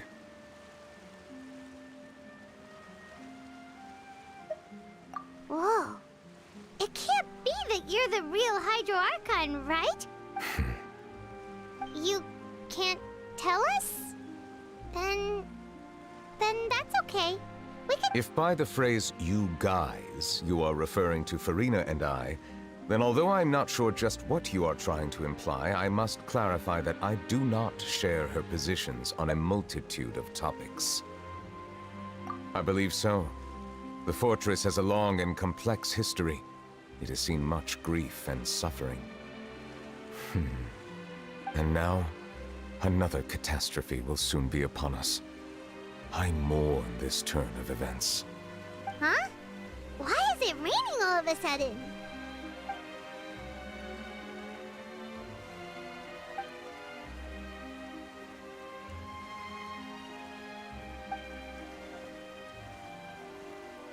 You may be closer to the truth than you think. Oh? And what are you thinking? The dragon of... what? Huh? Please do not be so surprised. Furina? Neuvillette! Neuvillette, are you listening? Ah, my apologies. We were just guessing randomly. We didn't guess right, did we? You're not actually the dragon sovereign of water, right? Well, if you don't want to confirm or deny... You guessed correctly. I sincerely hope you'll be able to keep this a secret for me. Right, of course. We'll definitely help you keep it a secret. There's still something Paimon wants to ask you, though. Please, go ahead. Well, if you are the dragon sovereign of water, and you were able to force back the primordial sea from the fortress, then since Fontaine's prophecy is all about seawater, couldn't you just use your power to solve the crisis? None of the currently living dragon sovereigns in the world, myself included, possess our full dragonhood. They say that when the first usurper arrived on Teyvat, They seized a part of the dragon's power. Today, that stolen power is the basis of the Archon's authorities. There are 7 elemental archons and 7 matching dragon sovereigns. The dragon sovereign of water who lived through that era perished a long time ago. As their successor, I know far less of that part of our ancient history. In any case, I believe I will not be able to do much unless the Archon disappears and returns their elemental authority to me. Given the status quo, however, I would recommend finding another way to deal with the prophecy. Oh, so even you can't solve it. I still have some urgent matters to attend to at my office. If you have any more questions regarding ancient history, you are welcome to discuss them with me at a later time. Please go right ahead. There's a place that Paimon wants to go too. Traveler, why don't we pay another visit to the Fortress of Meropide? Paimon is a little worried.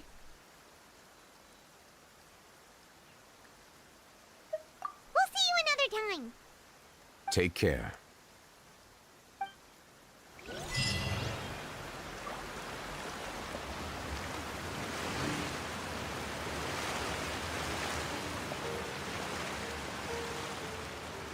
Windblade.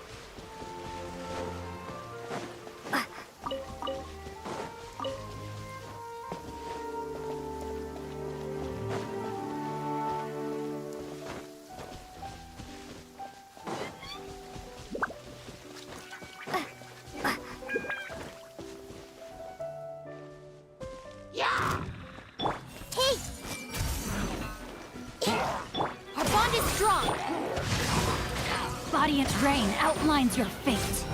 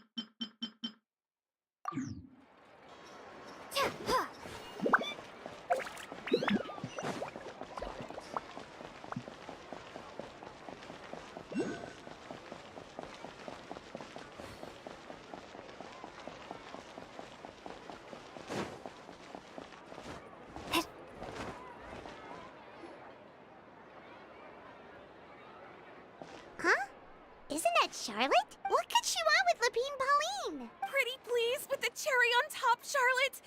Journalist extraordinaire! I read that a gang of criminals tricked the Gardamex by disguising themselves as blubber beasts. It's true, isn't it? It has to be! I've invested all my savings into graph adversarial technology and even taken out a sizable bank loan. I'm begging you like the beggiest beggar in all of begdom.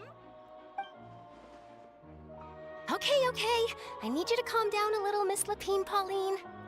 I admire your passion for your research, and I don't mean to dash your hopes for those, big-ticket orders. But I'm afraid I'm not joking. The Blubber Beast incident was a short story mailed to us by an anonymous amateur author, written in the style— Oh! Paimon sees what happened here. Sounds like the report Lapine Pauline read in the Steambird wasn't in the news section after all. Funnily enough, I actually remember being in a meeting where the editing team was debating the potential risk of misleading the public with this story. They even went to Maison Gardiennage for advice.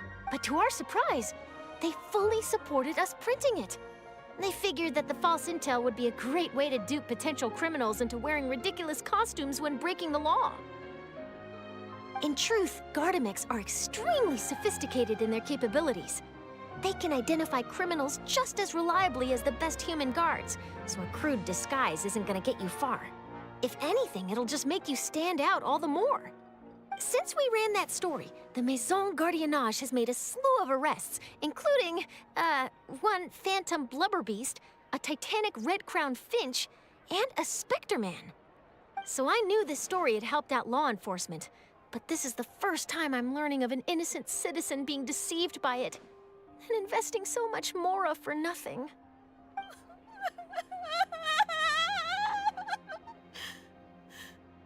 Uh-oh. So Lapine Pauline's whole research project is based on a fictional story? Which means we're not gonna get a big bonus after all. But more importantly, she's gonna lose everything she's invested. Traveler! Paimon! You're back! I was in the area taking some photos for a story when I got to talking to Miss Lapine Pauline about her research. She told me about your collaboration. She was hoping I could write an article to spread awareness about image recognition technology. She even paid me for the article and gave me one of her prototype devices before I could get a word in. I unfortunately had to dash her hopes, and I'm afraid all your hard work was in vain too. She's desperately trying to find a way to rescue the project and get you the Mora you're due. I've tried to let her down gently, but she's finding it all very hard to accept. This is a new situation for us too. It's such a pity. It seems like the author was only trying to make the story interesting, and the Maison Gardiennage only had Fontaine's best interest in mind. Wait, Miss Lapine Pauline? What are you doing? I'm gonna pick a fight with a Gardamek, head to the opera at Biclez, and get a one-way ticket to the Fortress of Meropide. That way, I won't have to repay my debts. It's the only way I can afford to keep on living. Whoa, there's no need to go that far. I mean, come on, look at you. You wouldn't even dent the Gardamek's armor. In all likelihood, they'd only hold you up at the Maison Gardiennage for a few days before letting you out, and then you'd still have to repay your debts. Actually, instead of going into the technicalities of that, how much did you actually invest? How bad can it really be? 270,000 Mora. Okay, well, escaping to the Fortress of Meropide over a sum like that seems like a last resort. Surely there must be other options. Not anymore. I used to be an equipment supplier to the Fontaine Research Institute before that blew to pieces, and now I'm just a small-time engineer. I scraped together some savings over the past few years, but I put every last Mora into this project. It's not just my savings that are gone. It's my whole future as a graph adversarial technology specialist and my dreams of becoming a billionaire one day.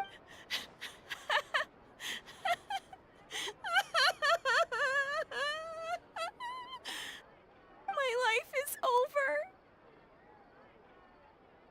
Don't despair, Miss Lapine Pauline.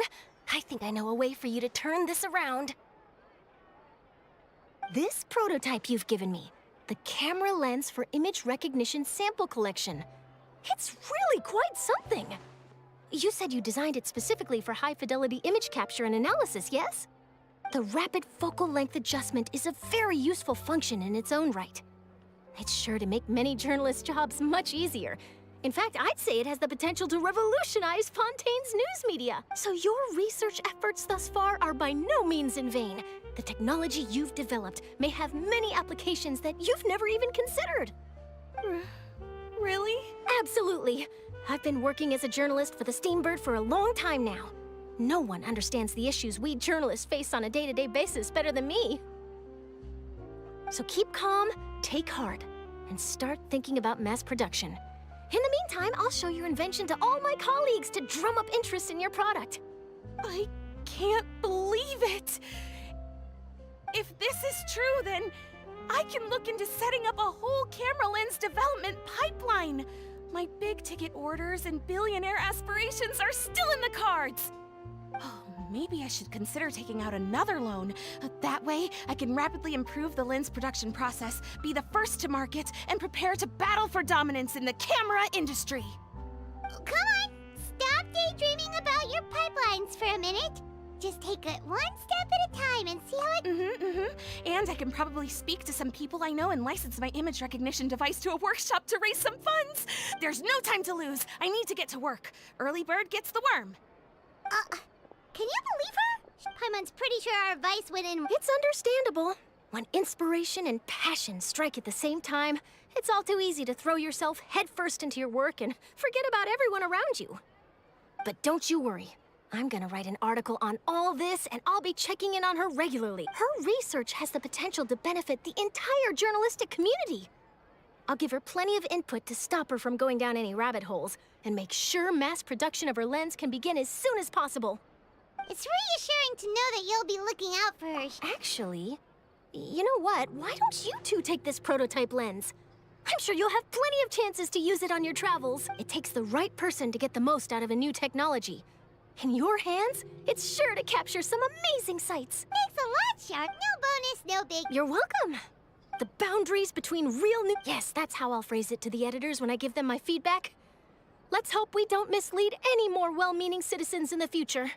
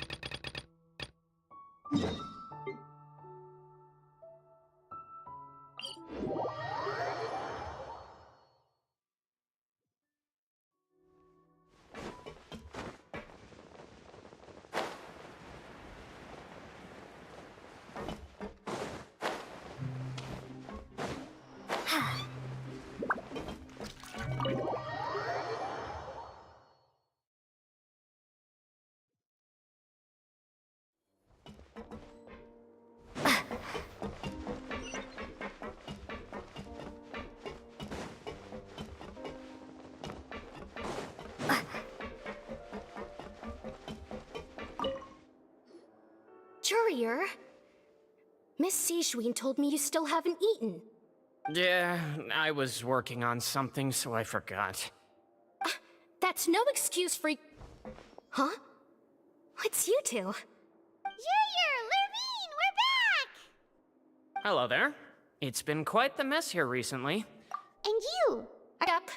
It can be I mean, the infirmary... Oh, yeah? Then... You two really are just... Not at all!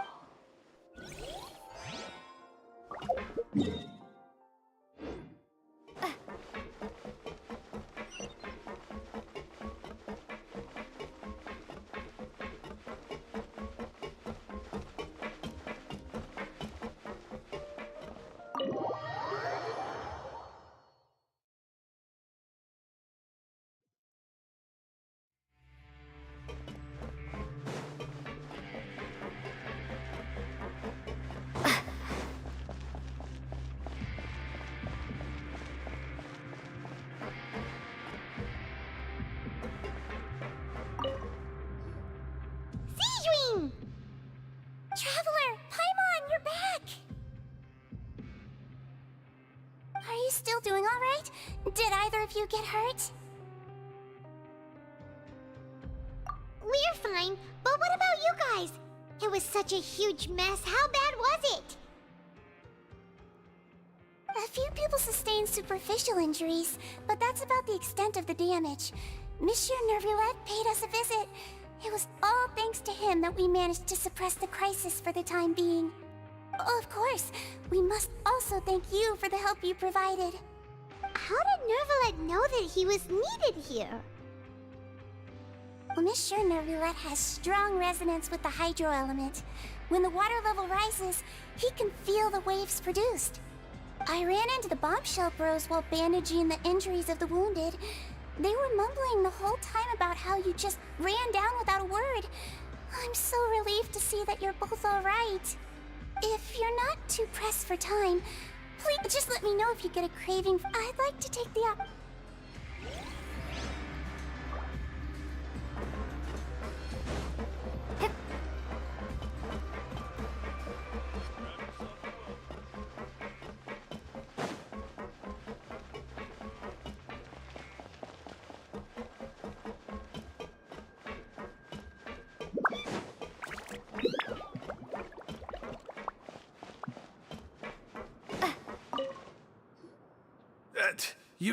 You guys are back?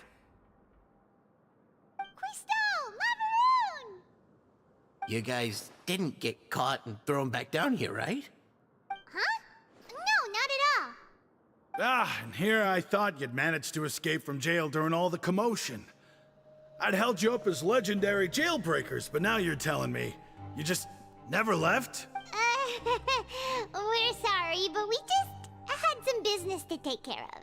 All right. There's no need to get caught up in the details. We're just relieved to see you. He was super worried about you, you know. Hey, it wasn't just me. Weren't you super worried as well?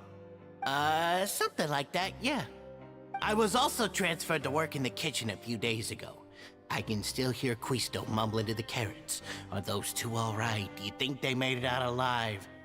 Whenever he'd say that, I'd tell him I'm sure they're fine. Wherever they are, they're kicking back with drinks in hand, enjoying the lovely scenery. Hey, there's nothing wrong with worrying about your prison pals. Is there? I mean, considering how they always love listening to all my gossip.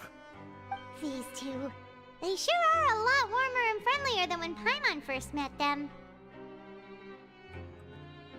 Oh, well, if you say so. I'll be watching you to make sure you finish every last bite.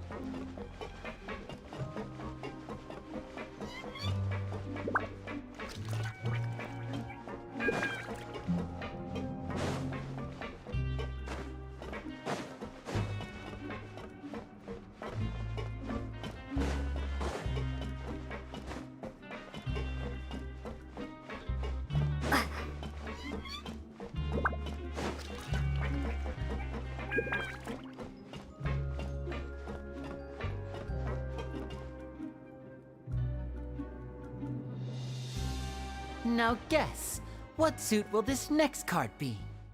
A bare-teeth cat? Well, look who it is. Traveler, Paimon.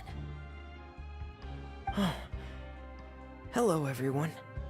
Looks like you're recovering nicely, Fremine. Mm-hmm.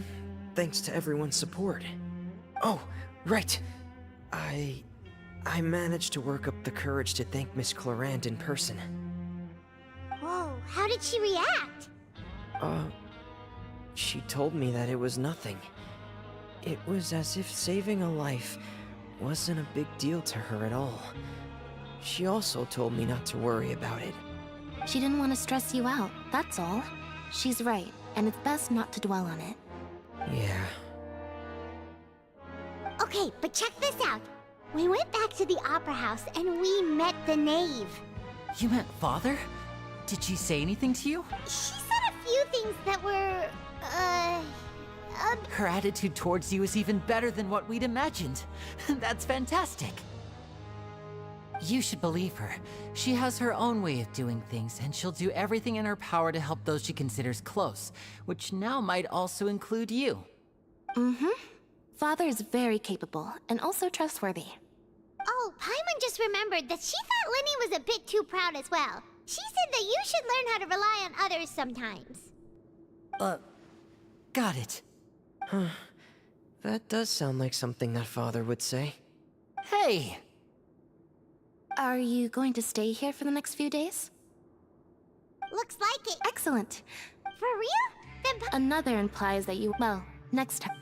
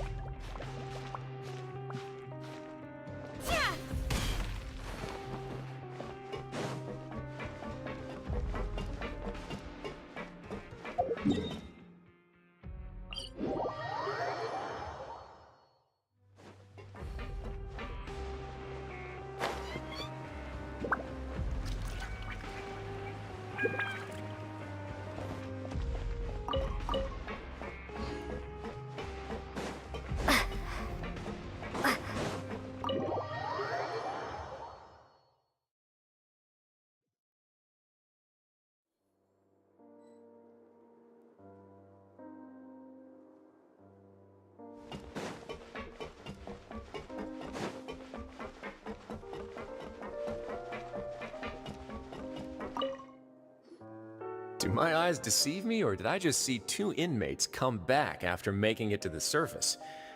Some strange winds blowing of late. we wanted to see how the fortress is doing. Is everything still alright? We're fine, for the most part. Neuvillette came down and took care of the worst of it. If that's the case, why don't you just ask him to stay here? Oh, yeah, what a brilliant plan. Let's go convince the Eudex himself to exchange the Courts of Fontaine for a puddle of water in the middle of nowhere. He came here in a hurry and left without even stopping for a cup of tea. He did remember to take Miss Sigewinne's gift with him, though. He sure sounds super busy. Miss Clorand has left as well. She also took her gift from Miss Sigewinne. Were the gifts milkshakes? Neuvillette got the milkshake. Clorand received lipstick instead. Those aren't even remotely alike. Well, it's Neuvillette's own fault for making Sigewinne worried about his health by working so much. But besides that, our head nurse is still pretty fond of picking out beauty products for the ladies. Oh, and I have some gifts here for you as well. Are these from Sigewinne too? Nope, they're from yours truly. You've already wrapped up your work at the fortress, so you can return to the surface at any time. You haven't yet served your full prison term, however, so you may continue to use your cell until your term is up.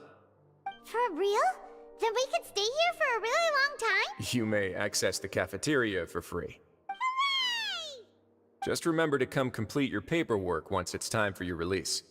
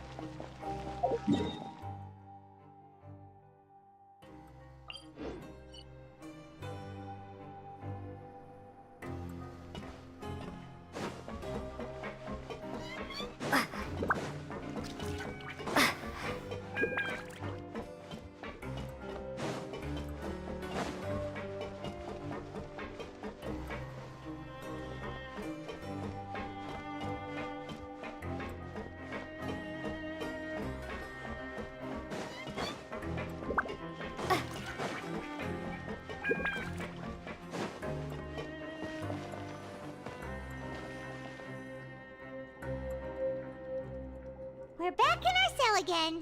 We're no longer Huh? How did you know? Hey, that's not true! It's like, there are so many bad things in the world, and you're counting Paimon today?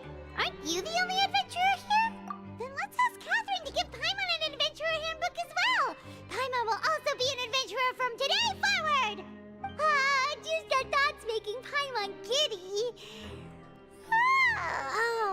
Paimon's gonna crash, so you sleep soon too. The last time we fell asleep here, we woke up to a whole mess outside our cell. We should be safe now. Alright then, good night to you, Traveler.